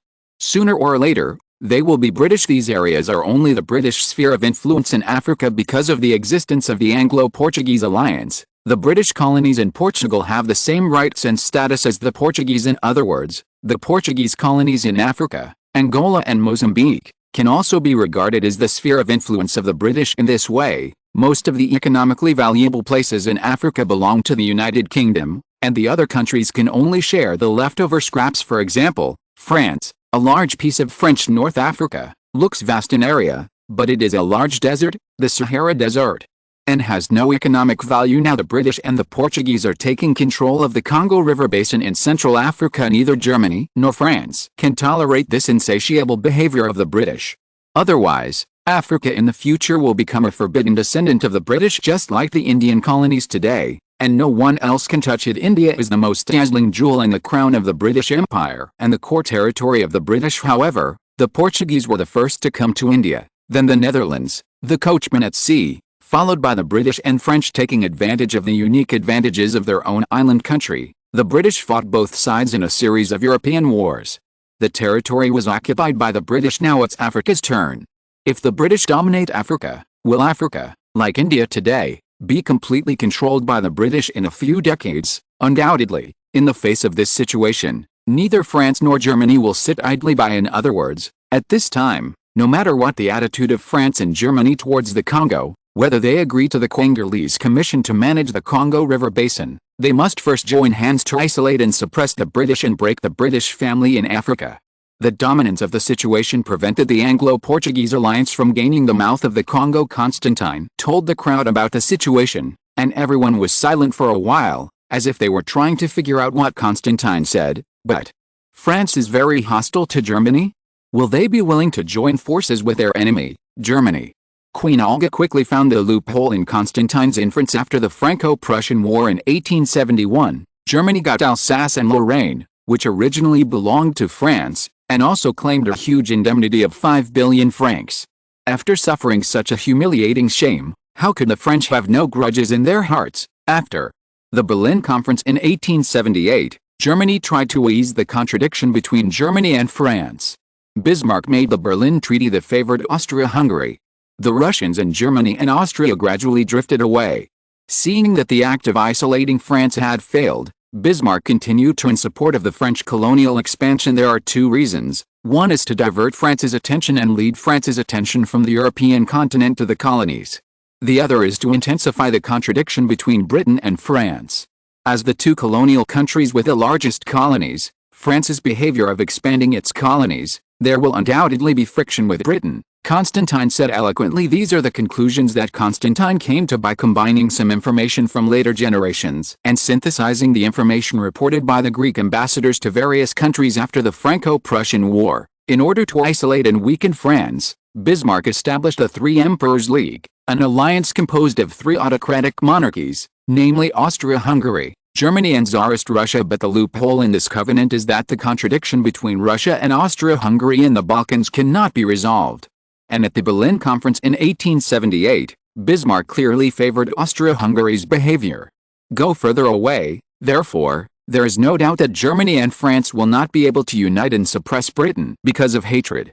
Unless France is really willing, Africa will be completely controlled by the British like India in the future, Constantine said. So, what should we do now? We can't just wait in vain for the actions of Germany and France, right? Although Banning thought Constantine's analysis was reasonable, he didn't know what to do next. How can we be so negative? We have to carry out positive and productive actions, Constantine said. Then, what should we do?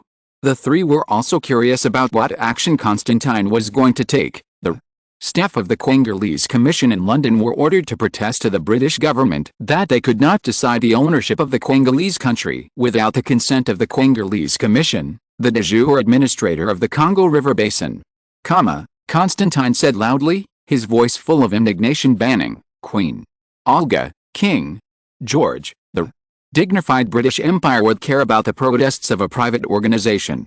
You take yourself too seriously, right? What kind of fruitful action is this called? The man's arm is the car, and it is beyond its capabilities. After the United Kingdom announced its recognition of Portugal's ownership of the mouth of the Congo River, the German and French governments successively protested to the British government, arguing that the British had no right to independently decide the ownership of African territories. On February 13, in response, the German government later announced that Togo and Cameroon had officially become the protectorates of the German Empire. Obviously, the European countries' scramble for Africa has become more and more intense. Chapter 37, Negotiations with France. In July 1884, Because countries could not reach a consensus on the disputes over the Congo River Basin, Bismarck appealed to all major countries to convene an international conference to resolve the current differences and contradictions among countries in Africa. After receiving the news, Constantine and Schmidt came to Paris, the capital of France, and took a carriage to the Martinian house on Rue Valhéane in the 7th arrondissement of Paris as for banning. He went to Berlin to participate in formal meetings as an observer of the Congolese Commission. The Martinian house is the office of the Prime Minister of France. The two came to the gate, and Schmidt went to negotiate with the guards in front of the gate. After a while, a man who looked like a housekeeper in a tuxedo walked out of the gate and invited the two of Constantine to enter the Prime Minister's palace under the leadership of the butler. Constantine came to the study of the Matillan Palace, and saw that French Prime Minister Jules Ferry was waiting for him. Jules, who was wearing a brown suit, had a cerebral gait and a thick beard on both sides of his cheeks. Maybe it was a beard, maybe it was sideburns. It looked a little weird. The two sat at the reception table. "Dear Prime Minister, I came here this time to reach an agreement with you on the issue of the Congo River Basin." Constantine got straight to the point and stated his purpose directly. "Your Excellency, I don't think there's anything to negotiate in the Congo River Basin. France has undisputed sovereignty over equatorial Africa," Prime Minister Jules said arrogantly. The Frenchman Brazzaville led the adventurous team and opened up many colonial strongholds on the north bank of the Congo River, and there were many disputes with Stanley's adventurous team. Even so, in the eyes of Prime Minister Jules, the Congolese Committee, which was only supported by private individuals, had weak financial resources and could not be an opponent of the Brazzaville adventure team, which was backed by the powerful French government. Sooner or later the whole of the Congo River will be a French colony, but Portugal proposes that they own the Congo, so what? The Portuguese will not be the opponents of France. Jules was still reluctant to show weakness in front of Constantine, but they have British support behind them. Constantine Noy said. Jules suffocated, not knowing how to answer. For a moment the British are France's old opponents. The two sides don't know how many festivals they have had, but the French have always lost more and won less when facing the UK, and have suffered a lot at the hands of the British. Mr. Prime Minister, I think at present, no matter what the status of Congo is in the future, at least for now, we should unite to oppose the Anglo-Portuguese proposition, and we can no longer allow the British to use their own strength to unscrupulously exert influence in Africa. Said Constantine. Hearing Constantine's request, Jules frowned, thinking about Constantine's suggestion. "As long as you agree, the Congolese Commission will be responsible for the management of the Congo River Basin. If one day in the future, the Congolese Commission will not be able to maintain its financial resources and will no longer be able to maintain the management rights of the Congo River Basin, then our commercial strongholds and entrusted rule treaties will take precedence. To you, France," Constantine said earnestly. The priority to sell Congo's rule to France is not a trick by Constantine, but a sincere move. To be honest, so far, the plan to acquire African colonies has cost a huge sum of 7 million francs, which is beyond the reach of the royal family's own financial resources to develop overseas colonies in the barren lands of Africa. There are many members of the adventure team, which requires a lot of salary expenditure, logistics and supply expenses, etc. These calls add up to a lot of expenses. Such an expedition is far from personal financial resources can be maintained. In addition to this, it is even more disturbing that the African colonies want to generate income, not simply to obtain management rights. Because of the waterfall area at the mouth of the Congo River, in order to effectively develop and utilize the Congo River Basin, it is necessary to build a long railway line to communicate a navigable river network and realize water and land transportation. It is foreseeable that this is another huge expenditure, and so far, the commodities that can generate income from the Congo River, according to the information from the adventurer's door, are only elephant ivory and wild rubber. As for mineral resources, due to the restrictions of traffic conditions, European countries have no clear information considering these conditions. Even Constantine, who knew the great potential of Congo's mineral resources in the future, would not dare to make a promise. After the Congolese Commission successfully obtained the management rights of Congo, it would definitely be able to persevere until the cost was recovered. One day when Jules heard the conditions offered by Constantine, he was very moved. Ever since he learned that the Congolese Committee had become the opponent of France's colonial development in the Congo River, he had inquired about the details of the Congolese Committee in detail with the intelligence personnel. After careful analysis, he also did not think that the Congolese Committee could last long in the Congo River, where the environment is harsh and the traffic and communication are difficult. Jules was tempted by Constantine's proposal. If France can really accept its legacy after the Congolese Committee is unable to maintain management, it will be a good thing to get the ready-made Congolese Committee to develop Congo of a certain scale, even if it costs a lot of money to buy it. There are two advantages. First, to avoid the sacrifice of a large number of French people, developing colonies, especially in tropical regions, has always been a dangerous and difficult move. In the early investment, not only money, but also a certain sacrifice. Second, the Congo River is now a very sensitive area. Because it is located in the middle of Africa, the eyes of all countries are fixed on it. Colonial powers like France want to take the Congo River area directly into their pockets under the watchful eyes of everyone. Is really a difficult thing. A privately funded organization like the just passed committee www.wuxiaspit.com has obtained management rights. Even if the Congolese Committee has a firm foothold in Central Africa in the future, countries are not worried about its expansion in Africa, but are more acceptable after avoiding this sensitive period. Find another opportunity to take over the management right from him. There is a buffer time for this operation even if other countries have objections. The overall situation is set. Even Constantine conjectured that Jules might not have some dark thoughts. Even if the Congolese Commission had a miracle, it really succeeded in persevering until the day when the colony was profitable. For an African power like France, it was also a piece of meat within easy reach. It's just that it is put under the supervision of the Congo Committee first, and when the right time comes, it may not be impossible to force Constantine to sell the Congo River basin. Jules pondered for a moment, then walked back and forth in the room, thinking about Constantine's conditions. After a cup of tea, he said apologetically, "Your Excellency, I want to discuss this matter with others, and I will give you an answer later." Having said that, he walked out of the room, leaving only Constantine alone sitting on the sofa. She closed her eyes and sighed in her heart. If it weren't for the fact that Greece's strength was too weak, he wouldn't have to work so hard. After about an hour, Prime Minister Jules finally walked in. "His Excellency, the French government has agreed to your terms. When the Congolese Committee is unable to maintain its management capacity, France will have the priority to purchase." Jules said with relief. He believed that he had once again expanded the territory for France, a view that was confirmed again after discussions with other members of the government. After that, Constantine signed this agreement with the French government. Chapter 38, Diplomatic. After reaching an agreement with the French, Constantine and Schmidt left Paris and hurried to Berlin, Germany, to attend the ongoing Berlin Conference aimed at resolving disputes between countries over the Congo and the watershed. After the two arrived at the Greek embassy in Berlin, they met Banning, who had already attended the opening ceremony of the meeting. "Banning, how is the meeting going?" Constantine asked anxiously. For the sake of a Congo River basin, he ran around and worked hard. Now it's finally time to harvest. How can he not be in a hurry? At this moment, France, Portugal, and the Congolese Committee are still in a tense confrontation. From the very beginning of the meeting, there was a dispute, Banning said helplessly. Countries such as Britain, France, Jose, etc., hope that Germany will not touch their sphere of influence, but the Germans think the so-called sphere of influence is too absurd. Banning explained at the beginning of the Berlin Conference, there was a problem, and the Germans expressed that they did not understand what a sphere of influence was. The Germans believe that only if you fly the national flag, have garrison troops, have police, and have judicial organs there, and are exercising effective management, it belongs to your territory. You have nothing there, but you say that you belong to your sphere of influence.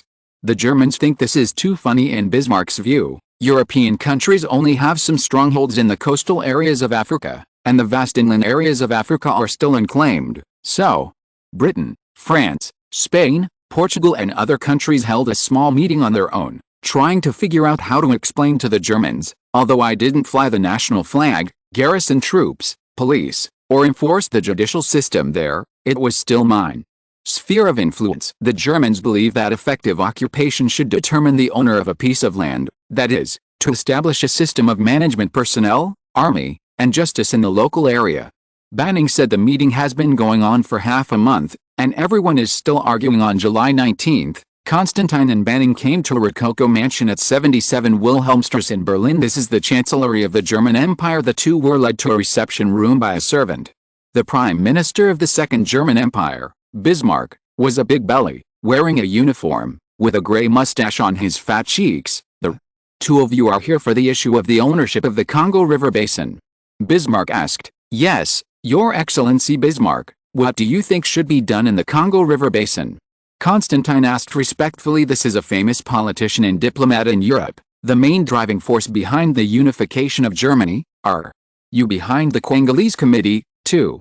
Be honest, I'm not optimistic about this plan to develop a deserted tropical African colony. Do you know how much money it will cost? Bismarck said bluntly. The Congolese Council will accomplish its task, but until then, it needs to acquire Congolese management. Constantine said firmly. The African plan has come to this stage. How could it be given up just because one sentence is not optimistic? Well, now that you have made up your mind, Your Excellency, why do you have the confidence to acquire Congo's ownership when all countries are staring at you? Just relying on your entrusted governance treaties. Bismarck said politicians are realists. Reliance?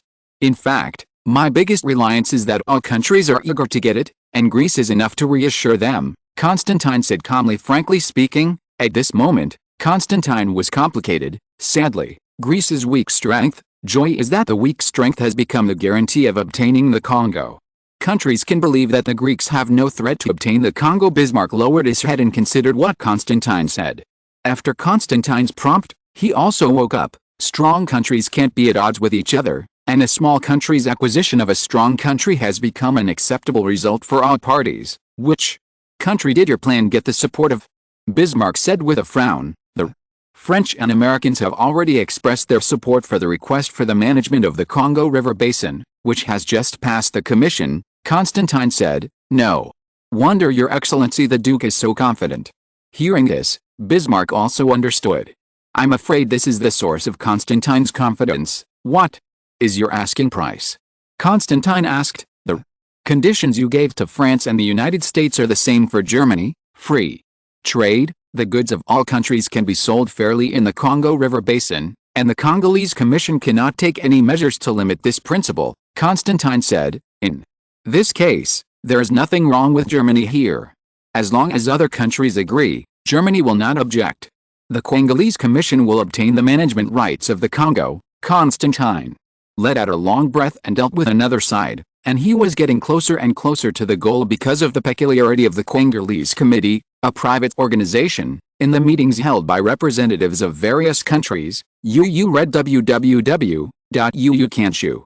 The Com Committee is only eligible for observers. Therefore, Constantine ordered Banning to attend the meeting, and he himself was responsible for meeting privately with other countries. On July 22, Constantine crossed the English Channel from Berlin, Germany to London, England. Constantine and Schmidt took a carriage to 10 Downing Street, the residence of the British Prime Minister. The two of them, led by the staff, went to the reception room, but they encountered an accident on the way.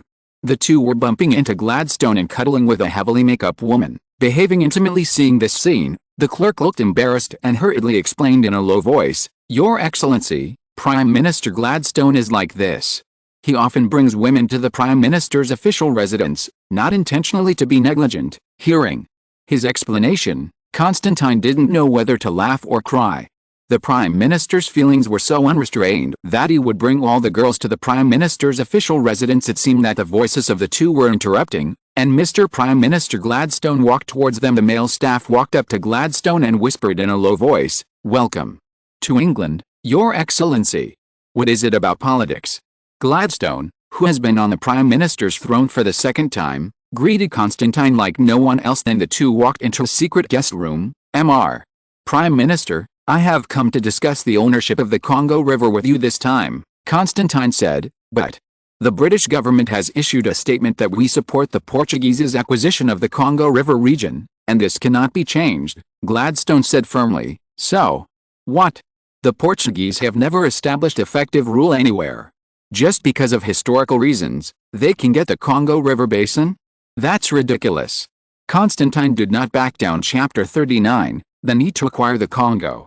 Your Excellency, in any case, the dignity of the British Empire does not allow her to abandon her allies, Gladstone said casually. Your Congolese committee is too whimsical. It is impossible for you to establish an effective government agency to maintain order in the Congolese region. Our ally Portugal is different. With the help of the British Empire, Portugal is the best choice for the Congolese master. Constantine couldn't bear Gladstone's arrogance any longer, and stood up. Since the British government is so confident and firmly supports the management of Congo by Portugal, I will immediately inform those employees who have just passed the committee that they are in Congo. There's no point in work, let them retreat immediately, let the Portuguese compete with the French, but I don't know if they have the guts, and whether the British will fight a war with the French for the Portuguese Congo, Constantine said solemnly. Hearing that Constantine threatened to withdraw the Congo Commission, Gladstone hesitated and lowered his head and thought, if the Congolese committee retreats, then there is no doubt that the colonists of Brazza, supported by the French government, will soon reoccupy there. You know, the two sides are in the north and south of the Congo River, and they are now facing each other. It was easy to seize Congo from the Congo Commission. After all, it was only a privately funded organization with limited financial resources and no courage to rebel against the authority of the British Empire. However, if the French take advantage of the retreat of the Congolese Council and completely occupy the Congo River basin, the British will have nothing to do. Unlike the weak Congolese Committee, France is an old opponent of the United Kingdom. If you don't make a fight, you don't even want to take food from the French population. An old European power like France will not give up because of the verbal threat of the British population. Mouth fat. When Gladstone heard Constantine's rebuttal, he was also in a dilemma. The Congolese Committee, which he despised, really didn't know how to deal with it. Let the Congo Commission retreat, the French will take over immediately. No matter how powerful the British are, they cannot quench their thirst from afar, and the French are on the north bank of the Congo River, within easy reach. Just relying on the Portuguese colonial forces in Angola, I really dare not do anything to the French if the Congolese Committee does not withdraw. Then after the Berlin Conference, the international community will inevitably recognize the Congolese Committee's management rights over the Congolese region, because the reason why this Berlin Conference is held is to resolve disputes in the Congolese region in name, and by the way countries divide the sphere of influence in Africa. Your Excellency, don't worry, I need to discuss colonial affairs with other cabinet ministers. After all, Gladstone left in a hurry. Only Constantine and Banning were left in the reception room. Banning walked back and forth, looking very uneasy. After all, in the past few years, he was the one who went to Africa to help Stanley lead the complicated affairs of the Congolese Committee, and now, it's finally time to find out. His Royal Highness, do you think the British would agree to hand over to our Congolese Committee to manage the Congo? Banning looked at Constantine on the high-backed chair and closed his eyes. Banning, who is unfamiliar with international diplomatic affairs, faced with today's impossibility. Opponents like the controversial world hegemons really have no confidence in their hearts. Naturally, he couldn't be as calm as Constantine. Banning, you don't have to be anxious. Congo can't lose it. It can only be owned by our Congolese Committee. It's you should think about how to get the international community to allow us to collect tariffs in Congo, Constantine said solemnly. In fact, obtaining the management rights of the Congolese Commission is only the beginning, which does not mean that Constantine can sit back and relax in the future. After the Berlin Conference, if the management right of the Congo can be obtained, then another thorny issue will be faced, which is the source of the money to maintain the order of the Congo River. The Congo region has a population of about 20 million and an area of about 2 million square kilometers.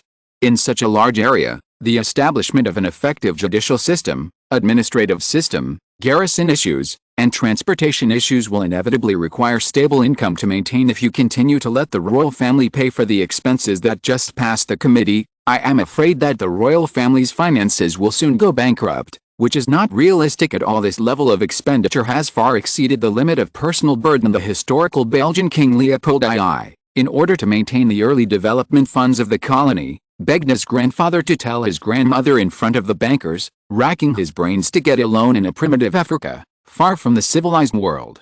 It is expensive to maintain an organization with effective management capabilities. Colonies in Africa, especially those in the tropics, are actually unprofitable. Colonies don't make money? Wasn't the colonial power out of his mind?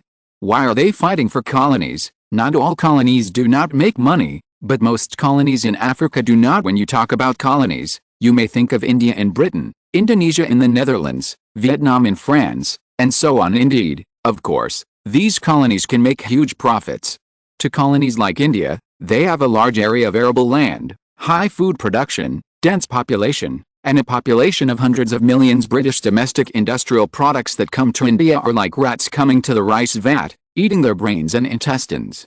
In fact, The reason why the British Empire has become a British Empire is that India is a great contributor. The same can be applied to Vietnam, Indonesia, because they have something in common. For example, it is densely populated, rich in grain, and rich in products, and can produce some special commodities. For example, Vietnam's Hongji coal mine produces high-quality anthracite coal and is located in coastal areas. It is used as thermal coal for merchant ships traveling to and from the South China Sea. The French make money while lying down. Vietnamese rice is cooked 3 times a year. Indonesia, on the other hand, is famous for producing various spices, such as clove cardamom, and cinchona bark, which the Dutch almost monopolize the market. Industrial raw materials. But not all colonies, like these 3, are the fattest places in the hands of the colonial powers. You reading www.uucan'tchoo.com. Just like these colonies in Africa, it was basically after the Berlin Conference in 1884 that countries began to carve up Africa. If these colonies were really profitable, would they wait until now? In fact, like Congo, a colony in the tropics with difficult transportation, the most economical way to colonize is to let others maintain order, and then your own merchants come to trade. In this way, it not only enjoys the profits of trade, but also does not need to spend a high price to maintain the local order. Kill 2 birds with 1 stone. The reason why Constantine was anxious to acquire Congo was also because of the lack of resources in Greece, and the development of industry needed Congo's resources as for purchasing industrial raw materials from other countries. Just think about it. It is not realistic at all. The huge outflow of gold and silver may directly collapse the Greek economy. The international business rule these days is to do everything possible to export, do everything possible to prevent imports, and get a trade deficit. This trade deficit is not paper money, it is real gold and silver. These days, international trade only recognizes precious metals. With a large number of continuous imports, it is necessary to find ways to export to make up for the deficit. In this era, international trade was popular because of the idea of merchant, and all countries pursued the policy of not importing if they could not import, and it was better to use their own products. In this way, the country can have more and more gold and silver, and the country will be richer. And a country that continues to be in a trade deficit state will lead to a shortage of domestic currency and cause chaos in the financial order. Therefore, Constantine could only find a way to control a colony that produced various resources in this way. No matter how industrial raw materials, such as rubber and copper ore, are traded, money is only flowing within the Greeks. Chapter 40, UK consent. Constantine's affirmative answer made Banning feel more at ease. I just heard that Constantine asked him to find a way to allow the countries to allow the Congolese Commission to collect tariffs. According to the current situation, the Congolese Commission is likely to get the management power, but it is difficult for the countries to allow the collection of tariffs. Originally, the acquisition of Congolese management rights by the Congolese Commission was an opportunistic act. Everyone planned to use Congo as a buffer zone to avoid conflicts between countries in Central Africa in the future. The reason why the French agreed was also because of the right of first refusal given by Constantine, and they were unwilling to make a big deal if the British government agrees this time. I am afraid that the protests of Germany and France will play a greater role since it is managed by the Congolese Committee. Everyone can still trade freely.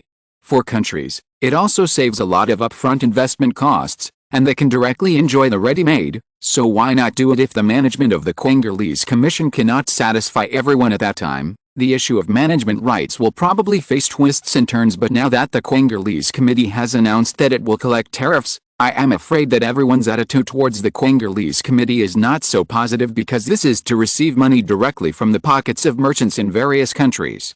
After all, it is the Congolese market with 20 million people. It is a pity to lose it. Those in Europe that are slow-moving, low-quality, and dusty in warehouses, these Africans will probably not dislike it. Your Excellency the Duke, if we openly announce that we will collect tariffs in the Congo right now, I am afraid that things will change when we obtain the management rights of the Congo. I think it should be done in stages. After the management power is stabilized, the tariff issue should be raised. Anyway, just after that time, the committee has firmly controlled the Congolese area. If they do not agree to collect tariffs, then the Congolese Committee will not be able to effectively manage the local situation because of its weak financial resources, and their business will not be happy. Over time, I'm not afraid that they won't agree to the tariffs, Banning said. Your Excellency the Duke. While the two continued to discuss countermeasures, Gladstone had come in again. Mr. Prime Minister, what's your answer? Constantine asked hurriedly. You are today's winner. I have to say that it is a genius plan. Who can believe that millions of square kilometers of land will belong to you in the future, said Prime Minister Gladstone. You really should be a diplomat, and your ability to do everything is not inferior to those veterans who have been immersed in the diplomatic field for many years. Each one of them is defeated, divided and drawn together, and the interests are shared. These combined methods are really beautiful to play, and they are simply perfect diplomatic methods. If you want, you can come to work in the Foreign Office of the British government. Gladstone did not forget to use British humor. Thank you for your compliment, Mr. Prime Minister.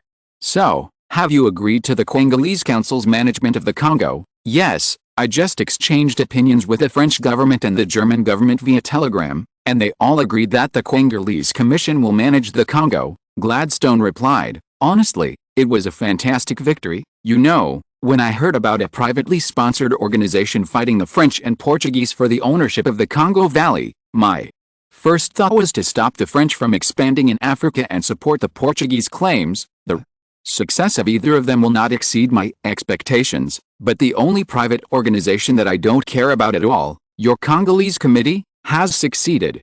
Gladstone said in a surprised tone congratulations, under the premise of the establishment of a free trade zone in the Republic of Congo, there will be no doubts about the management rights, but for other details, I am afraid that you have to contact other countries participating in the Berlin conference. Thank you very much for your support. This is a win-win situation. The hard work of the Congolese Commission in Africa over the years has finally been recognized by everyone. The industry and commerce of all countries will gain a vast African market, and Africans will gain civilization acceptance of the world, and no longer in a primitive state of ignorance. Constantine did not feel that he was taking advantage of it. Countries don't have to do anything, they just get a piece of the free trade market with their mouths. It's hard to say who took advantage of it. After receiving an affirmative reply from the British government, Constantine and Banning split up. Banning went to Berlin to continue participating in the meeting and negotiating details with various countries, and Constantine himself went to Brussels, the capital of Belgium, to meet with King Leopold II of Belgium. Together with Schmidt, they crossed the English Channel by ship and arrived in Antwerp on the other side of the channel. The two took the train to Brussels with the help of the Brussels ambassador. The two went to the scheduled location, the Brussels Theatre, under the guidance of the theatre attendant. They took the two to a private room, where they saw Leopold, the Belgian king, sitting on the sofa in good spirits. Your Majesty, the show is about to start. Leopold interrupted Constantine, but looked intently at the direction of the stage. Since this guy is so elegant, www.wuxiaspit.com invites him to watch the dance together. He can only accompany him. The light on the stage was dim. The performance hall was instantly quiet. The curtain was slowly opened, and only male and female dancers were seen standing on the stage after the tribute. The music was played slowly, and the dancing men and women followed the rhythm of the music. The men showed the beauty of strength and sturdiness, the women were soft and sexy, and the charm of dance was undoubtedly revealed. Although Constantine studied more military politics in this life and was a layman in dance, it can still be seen that the performers have profound skills. Look at her, she's so beautiful, she's an angel, Leopold murmured obsessively. Constantine looked helpless. This old man was here to chase after the stars. Which dancer is this? Constantine asked curiously. Cleo, a dancer from Paris, but her reputation is better than dancing. I don't know how many people want to meet her. Leopold said. What did you want to do when you invited me here? Constantine said impatiently. I ran all the way from London to Brussels, and my feelings came to accompany me to watch the show. You should know what you did yourself, Leopold said sullenly. After he said this, even though his face was expressionless, Constantine was indeed agitated. Could it be the matter of the Cameron expedition? Stanley had previously returned to Athens to seek assistance from him. The reason was that the Cameron expedition funded by Leopold had plans to set foot in the Congo, and he also sent 500 professional military personnel from the Royal Guards to support him. Could it be that Leopold noticed that his hands and feet were not clean? Chapter 41, Continuous Investment. Your Majesty, I really don't know what you're talking about. Constantine looked confused. After all, this kind of adventure in a foreign continent is inherently risky. Leopold also only suspected that the Congolese committee had made a bad hand. However, after dozens of Cameron expeditions entered the Congo River basin from Africa on the Indian Ocean side, they were like mud cows entering the sea, and there was no news, so Leopold had no proof. Your Excellency the Duke, you have already won the Congo, but Leopold mocked when he said this. Where do you get money to develop Congo? As far as I know, a large section of the lower reaches of the Congo River is not navigable, and a railway must be built to connect Matadi and Kinshasa. This is a railway of nearly 400 kilometers. How much are you going to spend? Come to build. Leopold's mouth had a faint smile. Constantine was stunned when he heard the words, but he didn't expect that the other party invited him to come for the railway. Your Majesty, what is your intention? I know that even the royal family, after going through the upfront expenses, is already out of reach, right? It's not enough to say that you are shy, but it's just impossible to invest a lot of money to support it after all. The royal family spends a lot of money in this province. Your Majesty, just say it straight. Constantine didn't want to go around the corner. Actually, the Makim Railway, Matadi to Kinshasa, is handed over to Belgium to build and operate, so you don't have to worry about raising huge sums of money. Constantine lowered his head to consider Leopold's suggestion. It is true that Constantine himself did have less trouble and handed over the railway directly to the Belgians, but this railway, for the newcomer, has a very important strategic position. This is the only channel for the outside world to communicate with the Congo. In the future, whether it is the import of European and American industrial products into the Congo or the shipment of raw materials from the Congo, this railway is the only way. It can be said that holding this railway in your hand is almost equivalent to jamming Congo's neck, not to mention that because of Congo's natural international color, all countries will retain a considerable right to speak if the railway was to be built and operated by the Belgians, who would have the final say in the future Congo, and whether the weak Greece would have the right to speak. I am afraid there would be doubts. Emotional Leopold is planning to do this. Your Majesty, thank you for your kindness, but this railway in Congo cannot be completely handed over to others to build. Constantine's expression was indifferent. Hearing this, Leopold finally stopped staring at the stage, turned his head to look at Constantine, and sighed in his heart. Worthy of being surrounded by wolves and successfully winning the Congo, he saw through his calculations almost immediately. In this case, we in Belgium can always invest part of it, and you have to raise money anyway, Leopold said with a hint of helplessness. Until then, Constantine didn't know Leopold's real intention.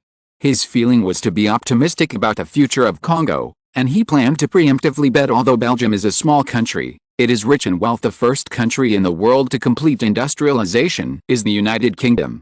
With its advantageous geographical location, Belgium, which faces the United Kingdom across the English Channel, has become the second industrialized country in the world. As the efficiency of industrial production increases, capitalists naturally accumulate a large amount of capital. As a country with a large amount of capital, Belgium has a small and saturated domestic market and low investment profits, so it has set its sights abroad. In fact, Belgian bankers took a fancy to the important strategic position of the Makim Railway. As long as the railway is repaired, they will lie down and collect money in the future. So I asked Leopold for help to test Constantine's attitude. Just after the two met, Leopold was unwilling to see Constantine's youth.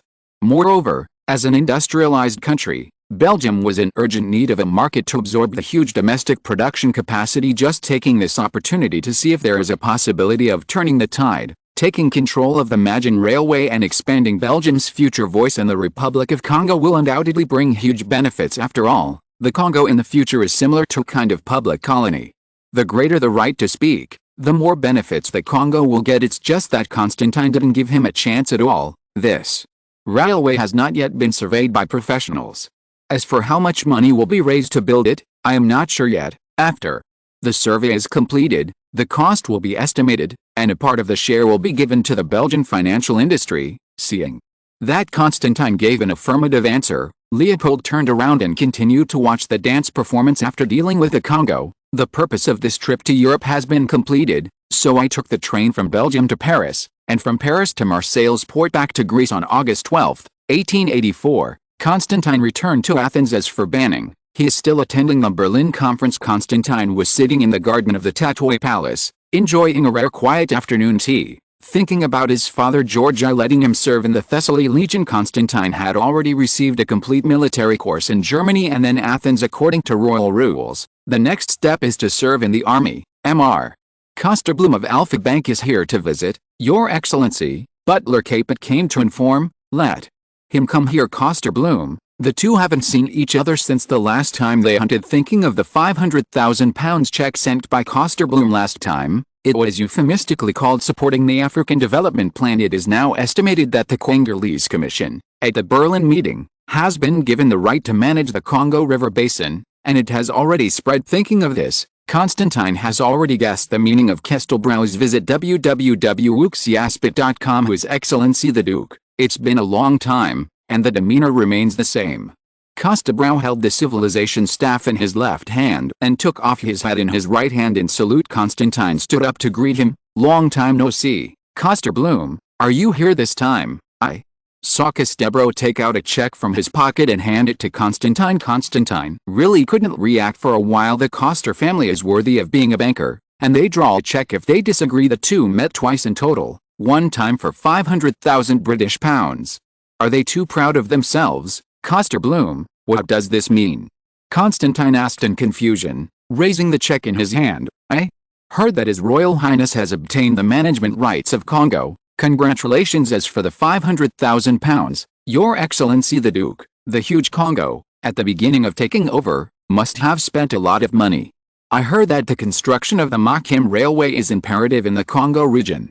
My father ordered me to come and do my best. At this moment, I feel my heartfelt admiration for Kosterblum's father, John. Constantine. The other party's unique investment vision, boldness, and resolute attitude made Constantine inspiring. The other party sent £500,000 last time without any requirements. It was considered a venture capital investment. This time, the £500,000 was to help him in name, and he invested in the Majan Railway in advance to relieve himself of the difficulty of raising funds. Undoubtedly, the other party also took a fancy to the importance of this railway. This time, the 500,000 yuan was not only to help him alleviate his financial difficulties, but also the return the other party demanded. One stone two birds, and Constantine was in love with reason, and he couldn't say anything to refuse. I also need to think about the feelings of others. If you're listening to this novel on a channel other than Fanfic World, it means they downloaded and uploaded it without effort. We cordially invite you to visit our channel, Mundo Fanfic Novelis. There you'll find the original version of this story, and you can explore many other novels of various genres. We're waiting for you to immerse yourself in a world of incredible novels. Chapter 42, Tariff. Before the Majan Railway has been surveyed, someone with insight has already revealed their intention to invest. This was beyond Constantine's expectations. It seems that this railway should also enter the preparations. Constantine still ordered Banning in Berlin to search for some railway engineering experts, go to the Congo River to conduct a field trip, evaluate the pre-price of the railway, and determine the planned route of the railway. By September, the negotiations on the Congo River Basin had gradually become clear, and countries successively recognized the Congolese Commission's management rights over the Congo. Among them, the Congo Brazzaville, occupied by France, was officially split into two parts, Congo Kinshasa and Congo Brazzaville. Due to the firm opposition of the French to free trade in the region, to Constantine's surprise, the British, after learning of the preemptive purchase agreement signed by Constantine and the French, loosened their opposition to the tariffs that had just passed the Commission. With Banning's unremitting efforts, he agreed to the Congolese Commission to charge a 10% tariff in order to maintain the order of the Congo River and avoid being taken advantage of by the French. The price was that the Congo River had to help the British quell the Mahdi rebellion after effectively controlling Congo. Banning asked Constantine about this condition. The so-called Mahdi rebellion refers to the MSL rebellion against Britain and Egypt in the Sudanese region of Africa that broke out in 1881.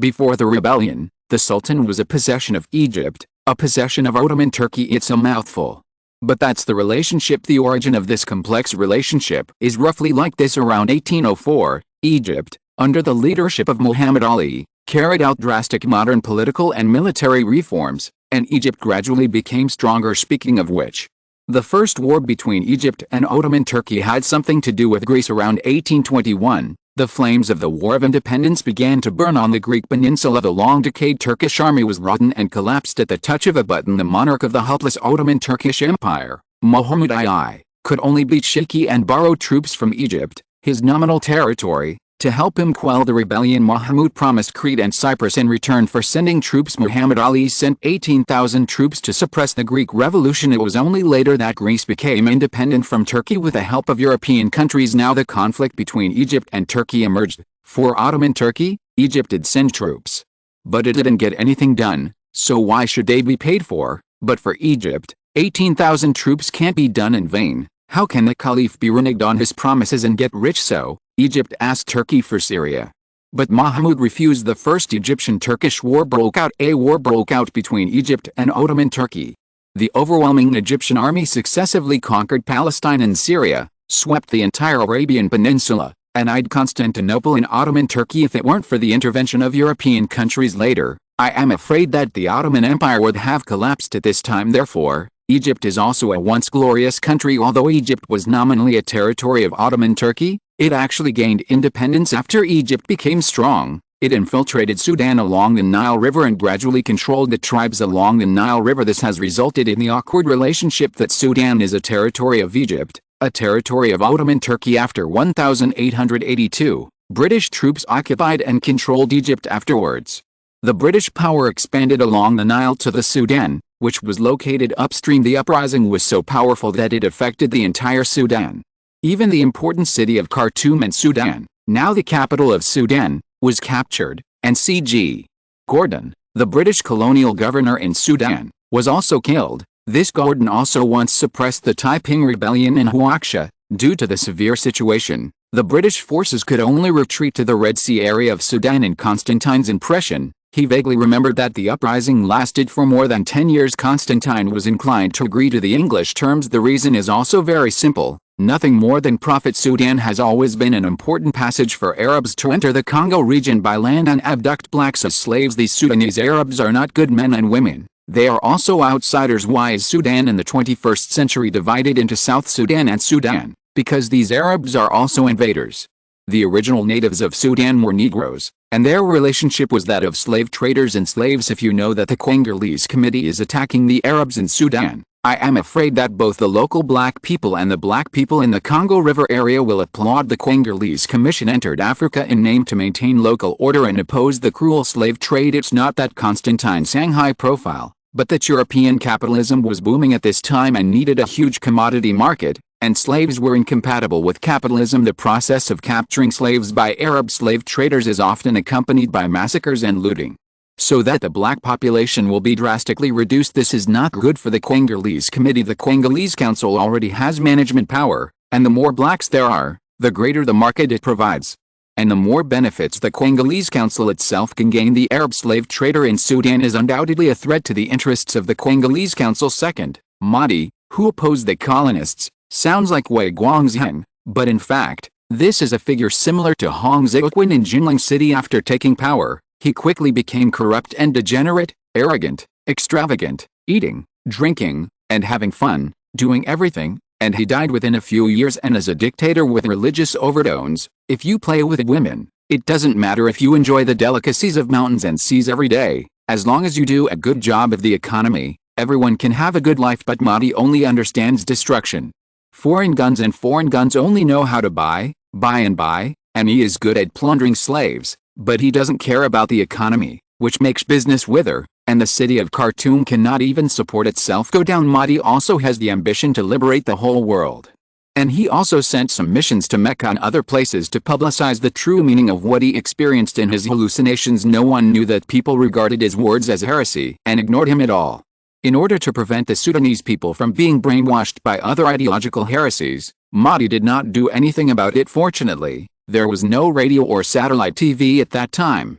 If there were, he would have welded the radio channels to death, and he would have ordered the Sultan to strictly prohibit the installation of satellite receivers. I don't know if it made May tempted, and after a few years of nonsense, she died when she was in her 40s. The Egyptian army fell apart as soon as it arrived, and Sudan became a colony again for such a person. Constantine really did not like him, so Constantine finally agreed to the British proposal to attack Sudan from the north of the Congo to the south to help assess the rebellion, while the British supported the Congo Commission to charge no more than 10% tariffs. Chapter 43, Breadwinner. Constantine, who got up in the morning and had breakfast, met Cape's butler, who was walking in the garden. "Good morning, Your Excellency. Have you heard? Nina has completed her studies and graduated from the University of Athens," said Butler Cape with relief. "Ah, Nina has finished her studies," Constantine said in surprise. In recent times, Constantine has been concentrating on things in the colony, and he really didn't expect Nina to graduate. Also, Yesterday, Prime Minister Tariqupis sent an invitation letter to invite you to attend a meeting today, which is said to be a meeting with business people. Butler Capel was also a little surprised to receive this invitation. He knew that in the past, Constantine hardly asked about politics, and few government officials communicated with Constantine. Sitting in the royal carriage, I was walking slowly on the forest path in the north of Athens leading to the city. The shadows of the trees swept across the window quickly in the car. Constantine was thinking about a meeting with Tariqupis. The reason why the previous Constantine had little contact with politics was because he understood that he couldn't do anything at first. He was still young, and had just left the school. Second, the current King George is in his prime, and it is not his turn to worry about political affairs, and there is no room for manipulation. As for the third, Greece's chaotic politics, the frequent changes of prime ministers are only superficial. The real problem is the economic downturn. If there is no way out economically, even Constantine, a traveler, can do nothing. It is difficult for a clever woman to cook without rice. Therefore, he has rarely been involved in politics, and there is no solution to the fundamental problem. He is unable to avoid the quagmire of Greek politics. This kind of scene reflects in the eyes of Cape Steward that Constantine seems to be not very interested in politics. But now, the matter of the Congolese Commission's acquisition of the management rights of the Congo River Basin must have been a scene of uproar. This is a clear signal that Constantine must be involved in politics, and there is no way to avoid it. Such a large territory, not to mention other things, just those ivory, in the eyes of Greek businessmen, is a good piece of fat. As for the management and operation of the Congo, Constantine's involvement in Greece's political economy is unavoidable. As for Greece's economic problems, it's really frustrating to say that 65% of Greeks are engaged in agriculture, and now the mainstay of Greece's economy is the export of raisins. Peloponnesian raisins are Greece's main export. The reason is that in the 1860s, the world wine industry experienced an unprecedented catastrophe, phylloxera. This major event that has affected the world wine pattern has almost completely changed the future wine growing, and its influence has not been shaken off even now. Phylloxera, which originated in eastern North America, destroyed most of the European vineyards at the end of the 19th century, with France suffering the most. French wine is divided into before phylloxera and after phylloxera eras. Because of this disease, it is said that it was because a British botanist brought back a bunch of vines infected with phylloxera from the United States in 1858. European grapes, due to the long-term human planting activities, have severely damaged their genetic diversity, and have no resistance in the face of these foreign pests. And the phylloxera is so contagious that it can even spread to other vineyards through the souls of growers. This grape disaster has been raging in Europe for decades. It first spread in England, then landed in France, and spread throughout the European continent. Phylloxera has become the world's first quarantine pest through its powerful destructive power. Because of its spread and damage, the world's first international treaty to prevent the spread of dangerous pests, the Grape Phylloxera Convention, appeared in 1881. However, although the grape disaster spread to the entire European continent, some vineyards were blessed by the goddess of luck and were able to escape the disaster, and Greece is such a lucky one. For a time, the export of raisins in Greece became popular, and growing grapes became a profitable business. However, such grapes are not common fruit grapes in life, but refer to dried wine grapes. Dried wine grapes have rich flavors and are very suitable for making some unique wines. For example, vin pale is the French name for air-dried wine. The reason why the word straw is used is that the wine grapes of this type of wine are usually placed on a straw mat indoors to dry after picking. In Europe, especially in wealthy Western Europe, wine is consumed in huge quantities and is a common drink on the table. In the Christian tradition, wine and bread, regarded as the blood and flesh of Christ, are inseparable from Europeans. The grape disaster caused a shortage of grapes in Europe. The price of raisins rose, and the people of Greece flocked to grape planting. The land in Greece is barren and suitable for growing grapes. Vineyards are also suitable for small plots of land like Greece. In 1860, the output of raisins in Greece was about 40,000 tons. By the 1880s, guided by external markets, this production reached 120,000 tons. Originally, farmers made money, and Greece exported raisins to earn foreign exchange. This is a good thing, but nothing is too far. No matter how bad the phylloxera www.wuxiaspit.com is to the grape growing in Western Europe, it is impossible for him to last. Once they find a way to deal with phylloxera, they will immediately impose high tariffs on raisins from foreign countries to protect the stable recovery of the domestic grape market. Greece, on the other hand, has poor land, and the yield of wheat is extremely low, and a large amount of wheat needs to be imported. Grapevine is different from wheat. It is not an annual plant. It takes a certain number of years to grow grapes. It takes farmers years to take care of them so that the vines they plant can produce grapes normally, and once the raisin market goes wrong, it means that several years of hard work by grape growers will be in vain. Faced with this situation, there is no doubt that what awaits them will be the tragic fate of bankruptcy once the farmers who grow grapes go bankrupt on a large scale. The economic pillar of Greece will also collapse, and the economy of the Greek country will also experience ups and downs. Greece, which has no way out economically, can do nothing no matter how clever its politicians are thinking about Greece's troublesome economic problems. The carriage gradually came to the urban streets of Athens in front of a cafe. The carriage stopped, and 4 heavily armed knights guarded the 4 corners of the carriage. Constantine walked into the gate with his attendant, Schmidt, and the oncoming attendant respectfully guided, "Your Excellency the Duke. The Prime Minister and other distinguished guests are already waiting in the box." He nodded and motioned for him to lead the way. The 3 walked through the garden at the back and came to the door of a small building. After entering, I saw a group of men and women dressed up, talking and laughing. When they saw Constantine coming in, everyone restrained their expressions and stood up in a panic. Chapter 44, Meeting. Seeing the appearance of Constantine, Trikoupis, the current Prime Minister of Greece, stepped forward. "Your Excellency the Duke, you are welcome to come to today's meeting." Trikoupis said it was the first time for Constantine to attend a meeting of business people. Constantine looked at the room, and saw everyone around a long table, a dozen men in suits, and their female companions who were dressed in brightly colored long dresses. Among them are several acquaintances, Gian Goldberry and George Steve of the National Bank of Greece, Costa Bloom of Alpha Bank. These Greek financial giants have all come to participate. It seems that this time the gathering of Greek business people is very grand. "It's a pleasure to be handed over to you, gentlemen and ladies," Constantine greeted as friendly as possible. After the people were seated again, they sat at the other end of the table, facing Trikoupis of Constantine, and said, "His Excellency, according to the Greek ambassador to Berlin, the Congo Commission, which you funded, was awarded at the Berlin Conference management of the Congo." Hearing Trikoupis mentioning a colony, all eyes turned to Constantine. The stories of European countries, Britain, France, the Netherlands, Portugal, and Spain, which captured huge wealth through colonization, are well known among the European merchant class. Now that the Greeks also have a colony, how can they not be moved? "That's right," Constantine said frankly. Hearing these words, Constantine knew exactly why he was invited to a business meeting. These businessmen, with a keen sense of smelling the smell of money, are here to ask for benefits. "Prince Constantine, have you ever thought about handing over the Congo to the Greek government? After all, according to the practice of European countries, colonies are generally handed over to the government of the suzerain, and you manage the Congo River through the Congo Commission. The watershed, after all, is inconvenient," Trikoupis said. "Mr. Prime Minister, has the Greek government made any efforts regarding the Congo colony?" Constantine asked rhetorically. "The Greek government shouldn't expect something for nothing, and, frankly, I don't trust the Greek government either. You've made a mess of Greece. Now, Greece is a constitutional monarchy. King George I, the father of Constantine, is not active in intervening in Greek politics. The affairs of the Congo colony, before and after, from paying attention to explorers in Africa, hiring people to go to Africa, to huge expenses, diplomatic negotiations, Constantine has been busy for nearly 7 or 8 years, and all the expenses are paid by the royal family.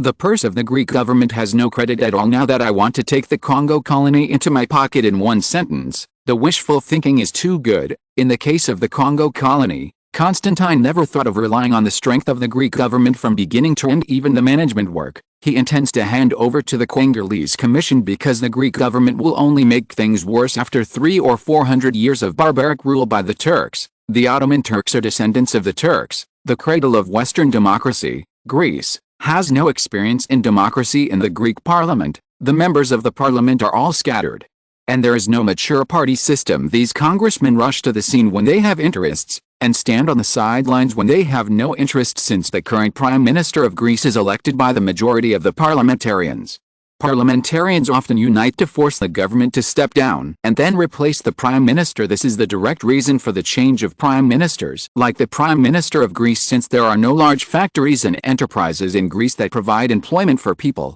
the Greek government is the largest employer in Greece. Moreover, Greeks are keen on government employment positions, that is, civil servants. If you want to get a position as a civil servant, you need not only have enough education, Because the current Greek public office has a tradition of political parties, that is to say, if you want to become a civil servant, first of all, you have to become a member of the political group of the authorities.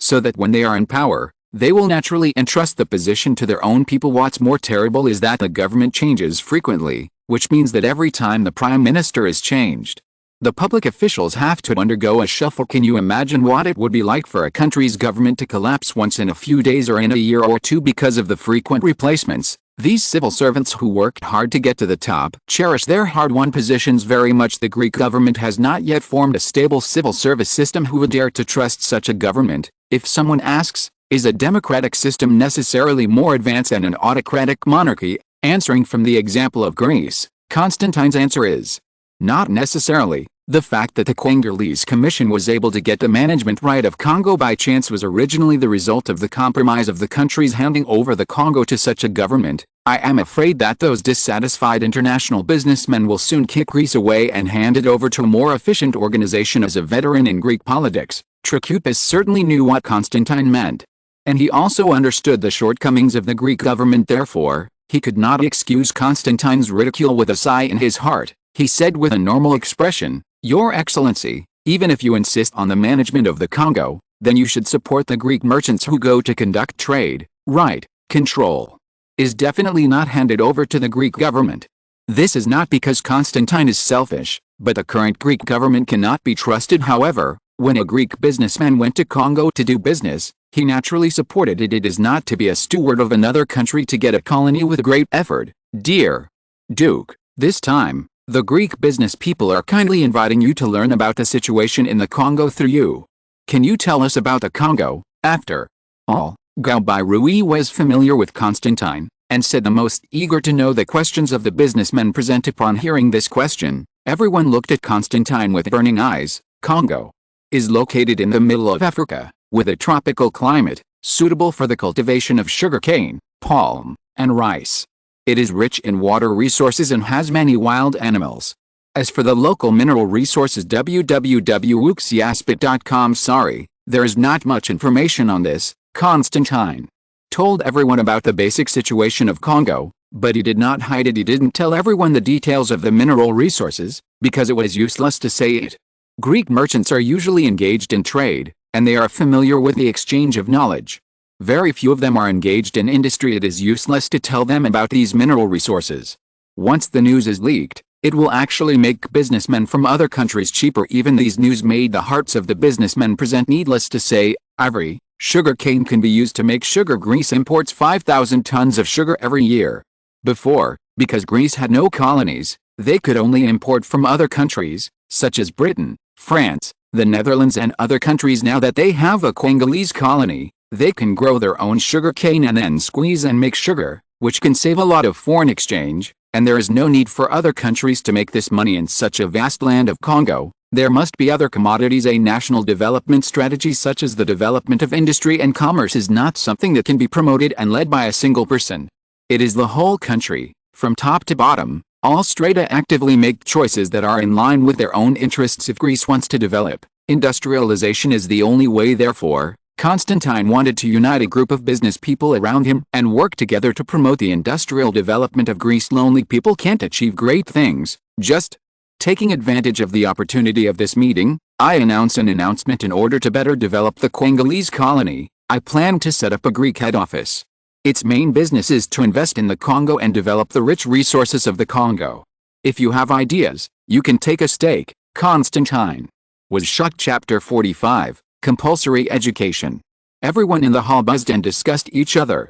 Obviously, this sudden news greatly touched them. Constantine's words were like a stone thrown into the calm water, causing ripples. The Greek headquarters mentioned by Constantine reminded the people of the East India Company. As long as we talk about colonial history, the East India Company is a topic that cannot be avoided, and it has left an indelible mark in the colonial history of the world. In order to facilitate the acquisition of wealth, Britain, France, the Netherlands and Portugal have successively established the East India Company. The most famous of these is the British East India Company. This company may be the most powerful company in history. It has accomplished a task that is almost impossible for a company. Under the long-term efforts of the British East India Company, The whole of India has become its commercial stronghold and almost dominates the whole of India through the East India Company. Countless British people became rich now that Constantine is about to set up a Greek head office. Everyone's excitement is unstoppable, although they also knew that the Greek parent company could not have the power and ability to earn wealth like the East India Company. 3 days later, those who are interested in taking a stake in the Greek head office can go to the Tatoi Palace to discuss specific matters. Constantine said, "Your Excellency, can anyone take a stake?" A businessman asked hurriedly. After the independence of Greece, a large number of Greeks still lived outside the territory of the Kingdom of Greece. For these overseas expatriates, whether they are Greek people or government authorities, they tend to think that they are Greeks emotionally. This has also led to a large number of overseas citizens in Greece, and among these overseas Greeks, there are many wealthy businessmen and political elites serving in the Ottoman Turkish government. These people have accumulated a lot of wealth through years of business or politics. If there are no restrictions, the future Greek head office will allow a group of overseas people to occupy a large number of shares, adding a lot of risks to the operation. They must be Greeks, and those who live in the Kingdom of Greece have priority, Constantine emphasized. After the great news of Constantine, everyone obviously had no interest in paying attention to insignificant matters, so the meeting ended in a hurry. Everyone was eager to prepare for the consultation. 3 days later, only Trikoupis and Constantine remained. Prime Minister Trikoupis, when do you think Greece will be able to establish a mature civil service? Constantine asked. Constantine was really tired of the Greek government that was paralyzed every once in a while. You should be very clear, Your Highness, at least it's impossible for now. Until then, Greece must find a way out, either militarily or economically, Trikoupis replied helplessly. Before this, I didn't think it was an opportunity to establish a mature civil service system, Your Excellency. The Greek government's finances have always been very tight. Although it is presumptuous to say so, I hope you can seriously consider that in the colonial affairs of the Republic of Congo, let the Greek government share some benefits and ease Greece's debts. Trikoupis said softly. The Greeks seem to be in debt, which seems to be a very famous thing. Constantine still remembers that there was a period of time in later generations when the news of the Greek debt crisis was widely reported. The general impression is that the Greeks are poor and lazy, while maintaining unrealistically high welfare, so debt snowballs and grows. To clarify, the Greeks are not lazy and are probably the most hard-working of the European countries because his average working week is the longest among European countries. The history of Greece's debt began around 1830, when Greece became independent from Ottoman Turkey. At that time, the Greek People's War of Independence won the sympathy of many European countries. Europeans did not want this historic country, the birthplace of European civilization, to fall into the hands of the then weakened Ottoman Turkey. In order to wage war against Ottoman Turkey, a large amount of foreign debt was borrowed, which is the source of Greece's debt. Although Greece's independence has been successful, this barren land cannot find enough wealth to repay the huge foreign debt. Since then, the Greek government has been caught in a vicious circle of borrowing new debts to repay old debts, which has continued in the 21st century up to now. Greece owes an external debt of about 400 million dramarks. 1 pound is about 25 dramarks, or about 16 million pounds. There are only about 1 million people in Greece now, which is equivalent to 400 dramarks per person. This is a heavy debt. I can't help you with the debt problem. It can only be solved by your government. Constantine was expressionless. Your Highness, after all, you are the crown prince of the kingdom. Although the government is incapable of helping the Congolese colony, you cannot deny that the Congolese committee you funded, without your title of crown prince of Greece, would not have been able to get the right to administer the Congo. Trikoupis said anxiously. It is true that if it were not for his status as the crown prince of Greece, no matter how many entrusted rule treaties his Congolese council had, it would be impossible for the countries at the Berlin Conference to recognize that the ownership of Congo belongs to the Congolese Council. Constantine pondered what Trikoupis said and remained silent. The Greek government is not only facing the debt problem. Giving it a sum of money to repay the debt is just an urgent solution. The Greek government employs a huge army of civil servants, and no matter how many interests they have, they can devour them like locusts. You reading www.uucan'tchoo.com. Without economic development, finance is water without a source. The essential problem cannot be solved. It is of little significance to treat a head with a headache, and treat a foot with a sore foot, but it can't be completely ignored. Will take a sum of money from the Congolese committee's revenue. As soon as these words came out, Trikoupis' eyes lit up. 4. Education in Greece. Investing in the future of Greece. The money will be used to set up an educational foundation, mainly for the compulsory education of the Greek people. Constantine said Greece has a small population, and school-age children only account for a small part of the population. If you squeeze in, the Congolese committee can still provide the money. Trachupis was annoyed by it, and his words were disgusting. His feelings were not to support the finances of the Greek government, investing in education? If so, that would be a great thing for the Greek people too. There is no way, there is no resources, we can still import from the colonies, but most of the people are ignorant and illiterate. What should we do? Constantine sighed and said helplessly, this resource-poor country can only make up for the weakness of her body by developing her brain resources. Constantine said firmly, if you are serious, Your Highness, compared with compulsory education, the debt problem of the Greek government is not so important, Trachupis said excitedly. I have always wanted to promote the development of education in Greece, but you know, the Greek government's accounts simply cannot pay this amount of money. After paying off the foreign debt every year, the daily operation of the government is barely enough. Compulsory education, no matter how much people praise it, will not seem excessive. Chapter 46, Please Call Me Chief. Implementing compulsory education and improving the literacy rate of the people is one of the necessary conditions for industrialization. Compulsory education is as important to industrialization as the rifle is to soldiers. Anyway, I'll figure out how to use the money for compulsory education. It just needs your cooperation from the government.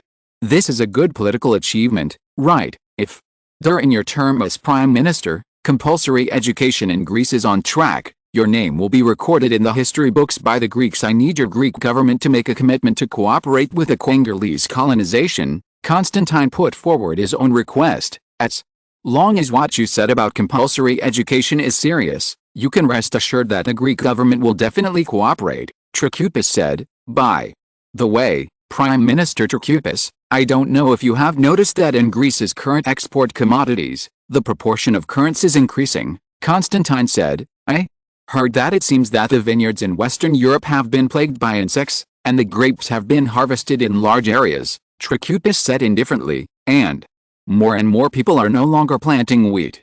You know, the grain yield in Greece is very low. From the economic point of view, everyone is willing to plant grapes. The climate in Greece is suitable for grape growth. Greece's climate type is Mediterranean, which is very unique. Most of the climate types are in line with the characteristics of relatively abundant rainfall in summer and drought in winter, but the Mediterranean is very different. It is dry and hot in summer and mild and rainy in winter. Such climatic characteristics are contrary to most plant growth needs, but this climate is very suitable for growing wine grapes. But Greece is now importing more and more wheat. No matter how serious the grape disaster in Western Europe is, it will pass sooner or later, and people will definitely find a way to deal with it. At that time, once the vineyards of Britain and France are restored, the export of raisins in Greece will suffer a major setback. They may directly increase the import tariff of raisins to help the vineyards of their own countries to restore production capacity. Have you ever thought that the Greek farmers what will happen? Constantine said earnestly. In fact, grape growers have been looking for ways to deal with phylloxera since European vineyards encountered phylloxera. In any case, the grape growing industry is now the mainstay of Greece's economy.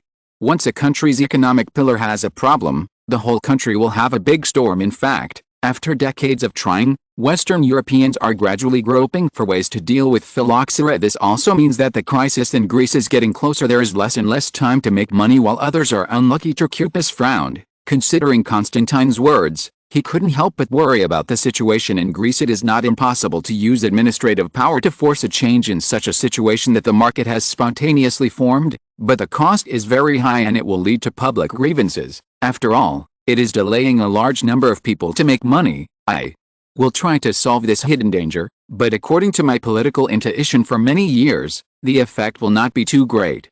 After all, it is really thankless for the government to take the initiative to puncture the bubble, and the resistance will be very large. Peace said with an embarrassed expression, I just told you about the hidden dangers of the grape market. After all, you are the Prime Minister of the Greek government. Constantine stood up and said after returning to Tatoi Palace by carriage. Constantine was in the garden and saw Nina, who had been away for 3 years dressed in a long black dress. She was no longer the jerky she used to be, and became a slim big girl. Nina, long time no see, I heard from Butler Capel that you graduated. Constantine walked forward quickly. Yes, Constantine, can I help you now? Nina stood up and said proudly to Constantine, then, what are your plans next? Constantine asked, if you have no other plans, come and help me.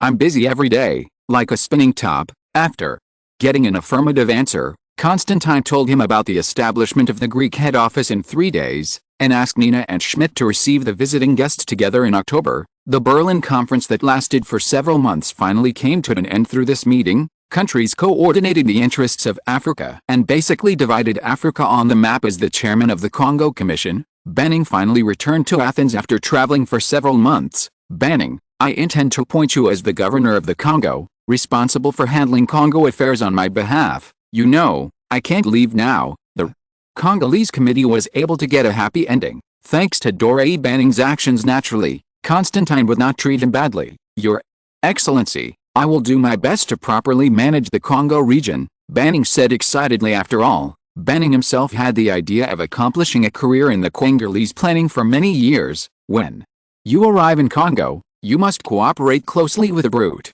I need you to stabilize the situation in Congo as soon as possible and maintain a good order for trade in Congo, Constantine urged. After all, under the power of the Congolese Commission to charge a 10% tariff, the more merchants who come to trade, the more profitable it is. As for the collection of customs duties, because of the special location of the Congo River, it is necessary to set up a customs tax guard directly on the river surface in the lower reaches of the Congo River. By the way, before you go to Africa, your Congolese committee has to go to Britain and France. UU reading www.uucan'tchoo.com hires some staff from Western Europe, especially those who are familiar with customs, so that the Congolese customs will be on the right track as soon as possible. Yes, Duke, do you have any other orders? Banning said respectfully. In the future, 15% of the fiscal revenue of the Congolese committee will be allocated each year, 10% of which will be used for compulsory education in Greece, and 5% will belong to the royal family. Constantine said the Greek royal family took huge risks and invested millions of francs in the development of the Congo colony. It is impossible to achieve nothing. This 5% is the reward for the royal adventure. There are 20 million people in Congo, and 10% of their income is used for education investment in Greece, which should be more than enough. Not in vain Constantine's painstaking plan. The African plan finally had a happy ending on October 11th. The Congolese Council declared in Athens that Constantine was the king of the Congo. This piece of news itself didn't attract much attention in Europe. After all, he was just an African king, and Europeans didn't like it at all, even in the eyes of others. This is just a pretense of Constantine's colonization. The royal families in Europe would not be impressed by Constantine just because he became an African chief. However, a very interesting phenomenon still makes people talk about it. That is, although the King of Congo is a parallel title, the Constantine family has been king for 3 generations. Constantine's grandfather, Christian IX, is the current king of Denmark. Constantine's father, George I, was the current king of Greece. Now, Constantine himself has become the king of Congo. It is also a miracle that 3 generations of grandfather and grandson became kings together. Chapter 47, Fanner. 3 days later, the Tatoi Palace was full of friends and well-dressed gentlemen gathered in 2s and 3s to discuss the establishment of the Greek head office. When the time was up, Nina led everyone into the conference room. Constantine, who took care of himself carefully, walked to the conference room. This was the first time Constantine had publicly confronted the upper echelons of Greece, and until then, Constantine had avoided close ties with the Greek political and merchant class. When everyone saw Constantine walking in, they all bowed and saluted until Constantine signaled everyone to take their seats. After Constantine sat in the main seat, everyone sat around the long conference table. Everyone came to the meeting this time, according to Duke Constantine's proposal, to discuss the Greek Congo Corporation.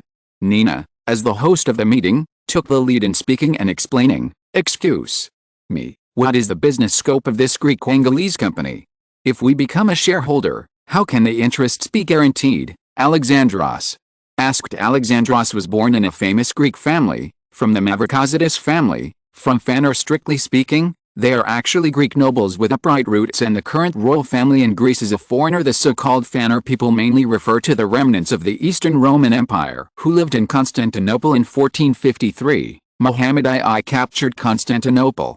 After the slaughter, The remaining residents of Constantinople were settled in the Fanner district, so they were called Fanner people. The Fanners played an important role in the Ottoman Empire before Greece gained independence from the Ottoman Empire. For example, the position of a translator or an ambassador to a foreign country is usually held by a Fanner first. The Sultan and his officials were reluctant to learn pagan languages. The second reason is that these well-educated Romans were indeed indispensable good helpers. The culture of Ottoman Turkey itself is very backward, because they are descendants of Turks, nomadic tribes, and later came to Asia Minor from Central Asia, and gradually rose, established their own country, and converted to Islam religion. The most obvious feature of cultural backwardness is that the Ottomans do not have their own writing. The government documents of the Ottoman Turks and the missionaries are all in Arabic. While the Ottoman Turks themselves speak Turkic, people who have seen Arabic will have a very deep impression of Arabic. Arabic is difficult to speak, difficult to write, not suitable for spoken Turkish, and very difficult to learn to the Ottoman Turks. These Fanners are similar to the Han ministers after the Manchu and Qing dynasty entered the customs. Sultans also need literate people to help them rule the country. Since Ottoman conquered Constantinople and destroyed the Eastern Roman Empire, Muhammad I claimed to be the Emperor of Rome and called himself Caesar of Rome. The Patriarch of the Eastern Orthodox Church has since been controlled by the Ottomans and has become a management tool for its rule over Christian areas. These Fanners gradually rose under Ottoman rule. For example, the Ottoman financial industry was under their control until Greece became independent in the early 19th century. Or to pay for pasha, the name of a Turkish official, to buy officials in exchange for a lucrative tax-inclusive contract, and to be a tax-inclusive tax collector, such a fat man. Even later, the important granaries of the Ottoman Empire, the governors of the provinces of Romania, were handed over to these Fanners with the participation of some Fanners in the Greek War of Independence in 1821. The angry Ottoman authorities slaughtered the Greek settlements of Constantinople, and the Fanners also lost the trust of the government. And Alexandros came from the big family among the Fanners, the Mavrocordatos family. A member of the family was one of the important leaders in the Greek War of Independence, and later served as Prime Minister of the independent Greek Kingdom, 1821 to 1862, during Otto's reign. Of course, in 1821, the War of Independence launched by the Greeks was only supported by some Fanners, and a considerable number of Fanners were loyal to the Sudan. After Greece became independent, some Fanners, especially the wealthy families, came to live in Greece. Therefore, in the future Greek politicians, you can always see some surnames appearing repeatedly on the political stage. The Ottoman Sultan promoted some people from the original middle and low-level Fanner people and replaced the original Fanner family. The Greek Engerles Corporation has only one goal: what Greece needs. The Greek Engerles Corporation brings from Congo most of the commodities we imported to big countries in the past, such as coffee, cocoa, rubber, ivory, cane sugar. These commodities, all can be obtained directly from the Congolese land by the Greek Engerles Corporation. Nina replied stably and gracefully. All of these commodities had to be imported before, resulting in a large outflow of precious metals from Greece every year. Now we can manage these commodities by ourselves, thank God. Thank the Duke of Constantine. Costablu took the opportunity to interject to flatter. No one hates the outflow of gold and silver more than the banker. His Royal Highness, can we overseas Greeks take a stake? A man stood up and said, who is this gentleman? Angelos. Siach, you can call me Angelus. Angelus replied respectfully, do you traders have the face to buy shares? Before Constantine could answer, someone shouted angrily. Alexandros was furious.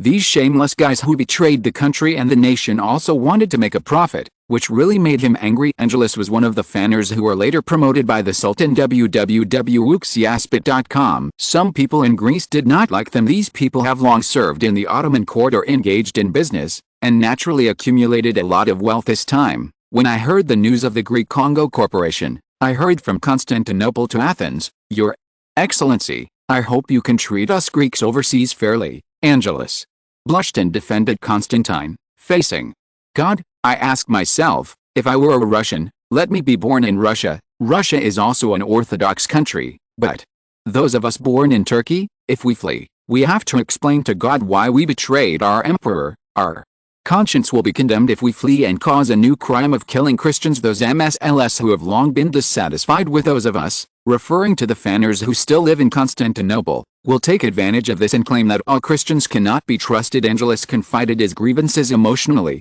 his voice trembling and crying. He took a deep breath, eased his emotions, and continued, "Even our humble and lowly subjugated slaves hope to serve our country and nation, just like the Duke of Wellington, a famous British general who defeated Napoleon at the Battle of Waterloo. He made an important contribution to Britain and was praised by his own people. But if Wellington had been in our position, if he had served a non-Christian people who doubted Christians, he could have endured everything, faced all the misunderstandings and attacks, and he would still be what he is now." Chapter 48, Military Service. This is not a choice we can take the initiative to choose. As the disgraced conquered, no matter what we do, we must work harder to be recognized. We must be careful at all times and frequently prove our loyalty to the empire. To the Sultan, Angelus made a statement full of the sadness of foreign rule, which silenced all the people present. Hearing these words, all of them have a complicated feelings and have a heart under the notice of Ottoman Turkey. The most painful people are the Greeks. Every splendor of the past has been transformed into a heavy burden under the rule of the Ottoman Turks. The Greeks living in Constantinople regarded themselves as the last Romans, especially the wealthy and powerful families of the Fanners, who maintained the customs and etiquette of Eastern Rome in their lives, while others call them Greeks contemptuously. I don't know how many people secretly ridicule these Greeks who can only indulge in the glory of history and behave weirdly, especially in the eyes of Europeans who came to do business and travel. Countless Greeks were forced to convert to Islam in order to pay less taxes and avoid discrimination. Okay, let's not discuss these issues left over from history. Constantine saw the dull atmosphere and changed the subject. Mr. Angelus, you Greeks living overseas do have the opportunity to become a shareholder. Just in exchange, I hope you can cooperate with Prime Minister Trikoupis to solve the land issue in Thessaly and reduce the grain tariffs. Constantine said, speaking of the land of Thessaly, it is also a confused account as the most suitable area for developing agriculture in Greece. At the Berlin Conference in 1881, the foreign powers made a decision to allocate it to Greece. Thessaly has a rare plain on the Greek peninsula, surrounded by mountains, suitable for growing wheat and cotton. It was such a piece of land that the original big landowner of Ottoman Turkey had secretly traded with a wealthy overseas businessman in Greece. Before handing it over to the Greek government, he sold all the land in Thessaly to a wealthy overseas Greek businessman at a discount. The land originally recovered from Ottoman Turkey will be nationalized by the Greek government, and then distributed to farmers for free planting to stimulate farmers' enthusiasm for production according to the national sentiment and national identity in Greece. These Greeks living overseas are undoubtedly Greeks and should enjoy Greek citizenship. Now these lands have been sold to the Greeks, putting the Greek government in an embarrassing situation. The government confiscated the land of the Turks, which is naturally legal, but now that these lands belong to the Greeks, it makes no sense legally. Moreover, these Greek overseas wealthy businessmen have great wealth and extensive communication, and have great influence on Greece's domestic politics, making them firmly hold the land of Caesarea. And these wealthy businessmen live abroad all the year round. They don't have time to take care of the land, so they rent them out to shepherds or tenants. In this way, this precious plain is covered with wild grass and flocks of cattle and sheep. The tenants who originally worked on this land had to leave their homes and were forced to leave their homes. For these peasants who originally lived in Thessaly, the benefits of returning to Greece were not gained, but the homes where they lived for generations were lost. While farmers in other parts of Greece plant a large number of wine grapes, the production of wheat has declined, so they need to import a large amount of wheat. The wealthy overseas businessmen who hold 50% of Greece's land, by supporting Greek politicians, maintain high grain tariffs, so that their land output maintains a low yield and is protected from cheap foreign competition for food. They enjoy a lot of Greece's economic benefits, and they don't play their due role in Greece's economy. They are like a blood-sucking parasite lying on Greece. After Thessaly, which is suitable for the development of agriculture and animal husbandry, was merged into Greece, not only did it not reduce the price of grain in Greece, but it also increased. This is simply a crime against a country and the nation. So don't look at Angelus's infinitely sad words, which made the hostility of everyone present decrease, as if they were more patriotic once it was profitable. Greece's national interests were immediately put behind it. For people like Angel Heath, national feelings are not as important as making money. After all, if you don't take out the bargaining chips that make Constantine's heart move, you want to get benefits. You can only daydream. This, Your Excellency, we need to discuss this matter. Hearing Constantine talking about the land issue in Thessaly, he hesitated and hesitated. You big landowners of Thessaly, make a decision as soon as possible, Constantine said angrily. In short, the Greek Education Foundation holds 30% of the shares of the Greek Congo General Corporation, and the royal family holds 20%. The rest is for you to divide, Constantine said to everyone present. His Royal Highness, who is the Greek Education Foundation?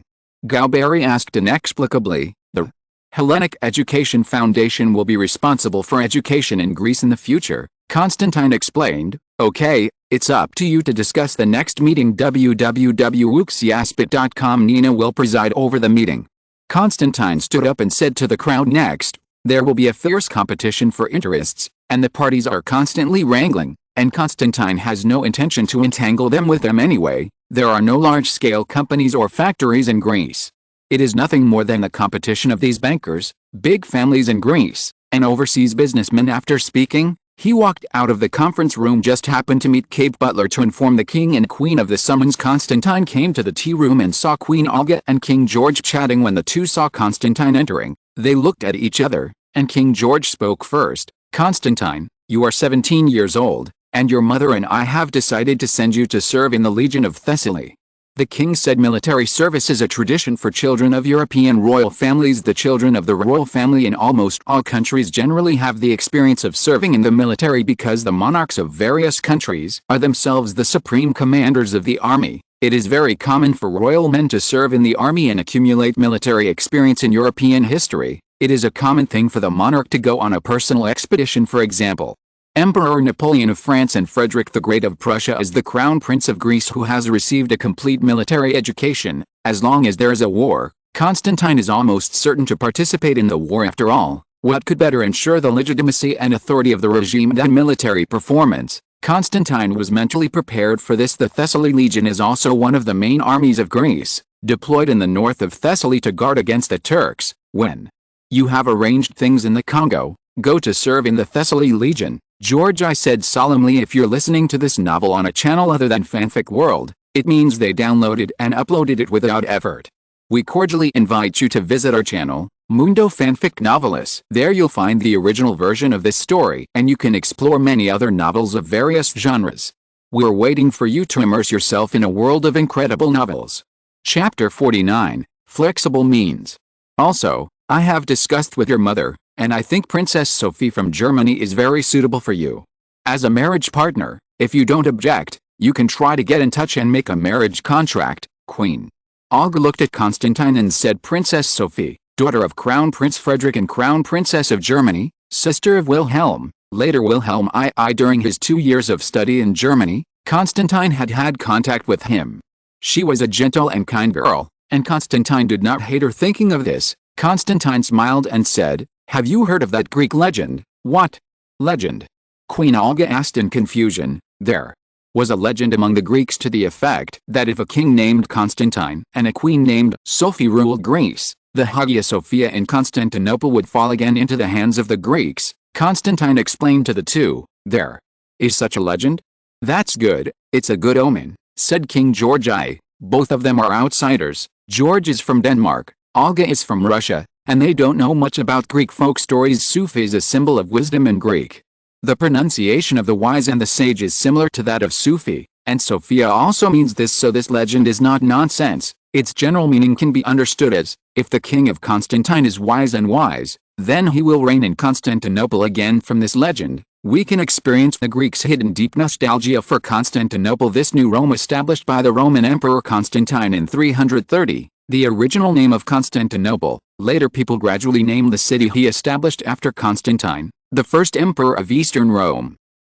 Whether it was fate or not, the city was finally conquered by Muhammad I of Ottoman Turkey in 1453 in the hands of another Constantine, the last emperor of Eastern Rome, after more than 1,000 years. This probably explains why when Constantine was born, the Greeks launched a petition to name the eldest son of their king, the future crown prince, and the future king, Constantine. The Greeks had high hopes for Constantine and cherished a special feeling. Constantine, who understood this situation, did not dare to slack off all these years precisely because of the high expectations. When Constantine failed, the people's anger grew stronger. I will handle the Congo affairs properly as soon as possible, Constantine replied. As for the engagement, I have had contact with Princess Sophie, and I have nothing against it. 3 days later, Constantine agreed to the division of the shares of the Greek Anglerese Corporation chaired by Nina. Probably, The royal family and the Greek Education Foundation hold 50%, the National Bank of Greece and Alpha Bank each hold 10%, other large families and individuals who are interested together hold 10%, and the other 20% are all handed over to overseas Greeks. As for the general manager of this company, Kosterblum is the director, and other shareholders send directors to form the board of directors headquartered in Athens. As a colonial company, it must send people to the Congo, standing in front of the port of Piraeus, saying goodbye to Banning and Castebro, who are about to go to Africa. This time to Congo. Banning, I hope you can establish an effective government agency as soon as possible, and at the same time be careful to guard against the expansion of other countries' colonies. Assist Kosterblum, those lands with better geographical locations that are suitable for development, get them into the hands of the Greek Congo Corporation as soon as possible, so that it can generate economic benefits. Constantine instructed the two of them when Kosterblum came to inform Constantinople this time and volunteered to go to Congo. Constantine was very surprised at the end of the 19th century. Unlike later generations, the transportation was developed and the communication was convenient. Going to Africa in this era is still very dangerous. The threat of disease, such as malaria, yellow fever, schistosomiasis, etc., the danger caused by navigation accidents, etc. So these days, except for those who want to go to the colonies to get rich and have no chance in their own country, the children of rich families like Kosterblum dare to venture to Africa, which is really beyond Constantine's expectations. In Kosterblum's words, it was a family ordeal. If he can spend it safely and make a career in Congo to prove his talent, his future position in the family can be expected. Kosterblum, after you arrive in Africa, you can decide other projects for yourself. The land where the wild rubber forests are located will be bought first, Constantine said to Castebro. Rubber forest? Is it the rubber used to make tires? Kosterblum asked. That thing isn't very useful now, is it? I am more optimistic about the rubber market in the future. In short, the Greek Wang Corporation will just buy a part of the wild rubber forest, Constantine said. At the end of the 19th century, with the invention of the pneumatic tire, rubber occupied an increasingly important position in industrial raw materials. Constantine wanted to plan ahead to make a fortune in the rubber boom. Moreover, the economic crop of rubber, newly planted rubber trees, takes a period of time to harvest rubber. If the rubber gap is huge and the price rises, it will be too late to plant rubber trees. When the newly planted rubber trees can be tapped, the price will already be high. It has fallen back, because everyone will plant a large area of rubber trees when the price of rubber is high. Also, Banning, I hope you can understand that when we go to Africa, the factor of making money is even greater. I don't want to see the indigenous people in the Congo region rebel and riot all day long. Constantine faced Banning solemnly said, your Congo government, you reading www.uucanchu.com should be flexible and gentle, learn from the colonial experience of the Netherlands or Portugal. As long as those African indigenous people can recognize the government's rule, it will not affect European or American businessmen. You can be more forgiving, you don't have to be so tough. Constantine was mainly worried that the Congolese government was overly advocating force, or that those companies or individuals who went to the Congo were squeezing the natives like smashing their bones and sucking their marrow, causing a strong backlash from the locals. In case there are fires all over the Congo and the situation is uncontrollable, those companies or individuals will be a big deal and leave. Anyway, Congo is an international colony, and you can still make a fortune when you go to other places. But Constantine and the Congolese government were embarrassed. The management rights of the Congo, which Constantine worked so hard to plan, were mainly used to obtain industrial raw materials, and by the way, they provided Greece with a startup capital for industrialization. Don't make money at that time, and you have to add a lot of money to hire the army to suppress the rebellion at that point. Sending troops to the African Congo thousands of miles away would probably cost something that Constantine or Greece could not afford. After all, Greece is not like Britain, France and Germany. Their own strength is strong enough.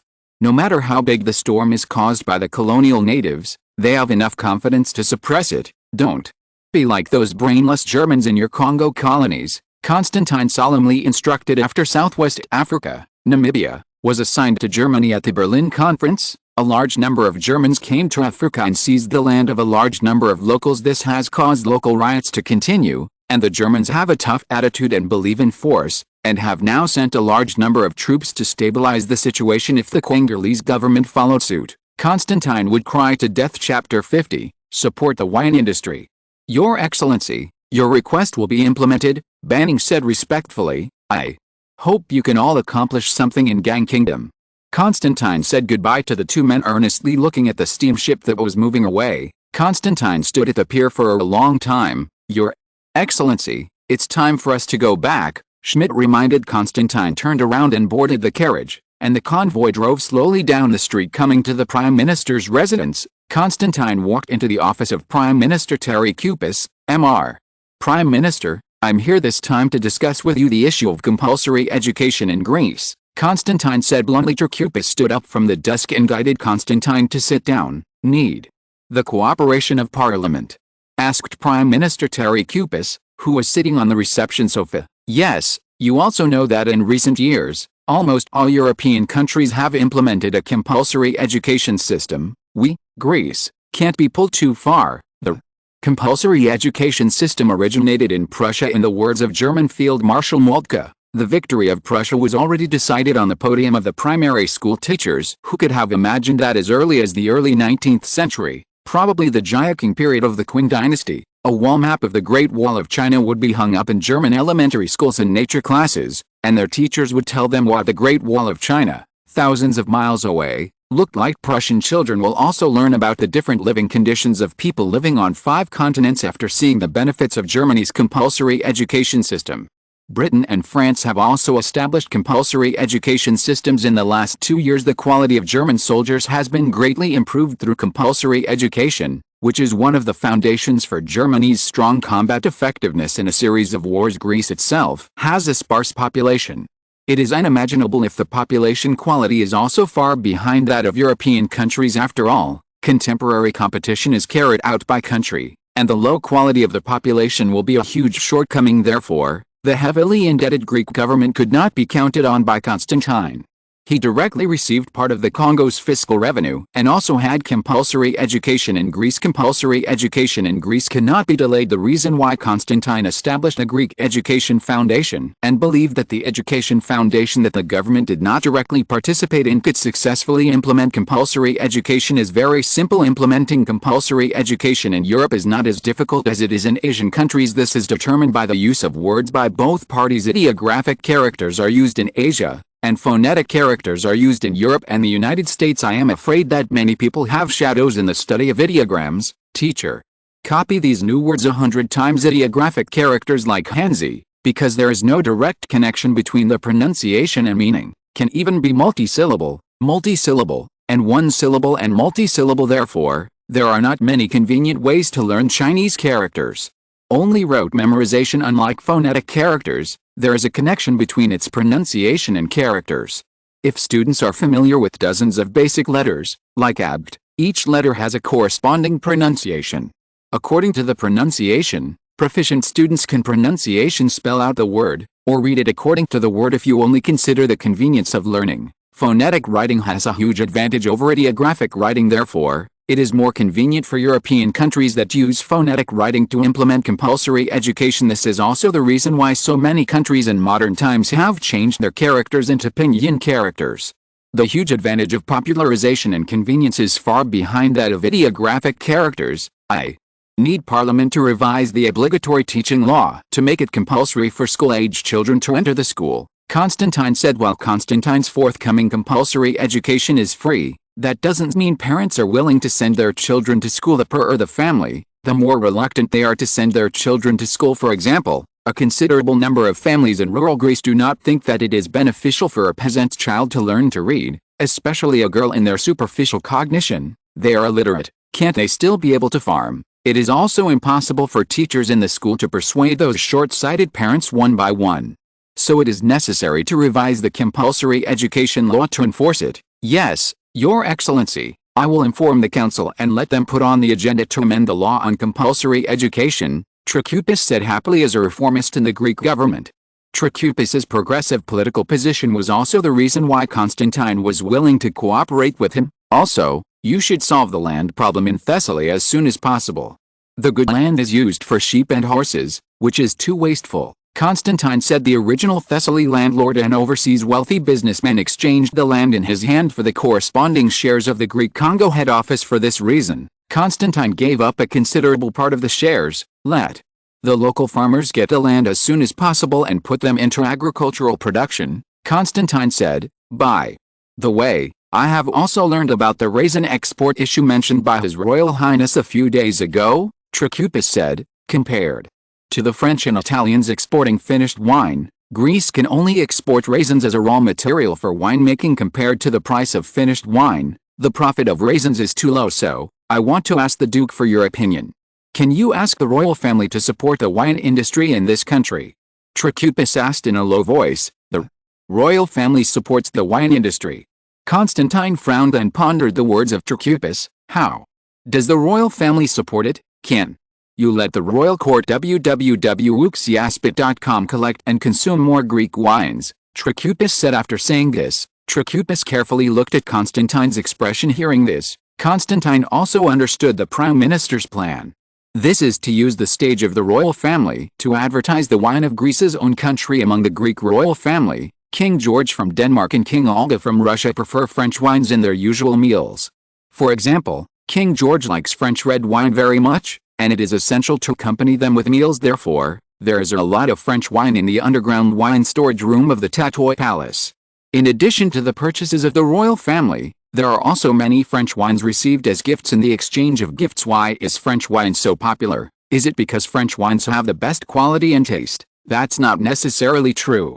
Whether it is Italy, Greece or other European countries, there may not be any better quality wines than French wines. Without him, the fame would be even higher. For example, the well-known stock of Lafite in 1982 is widely circulated as the traditional hegemon of the European continent. France has long been the economic and cultural center of Europe.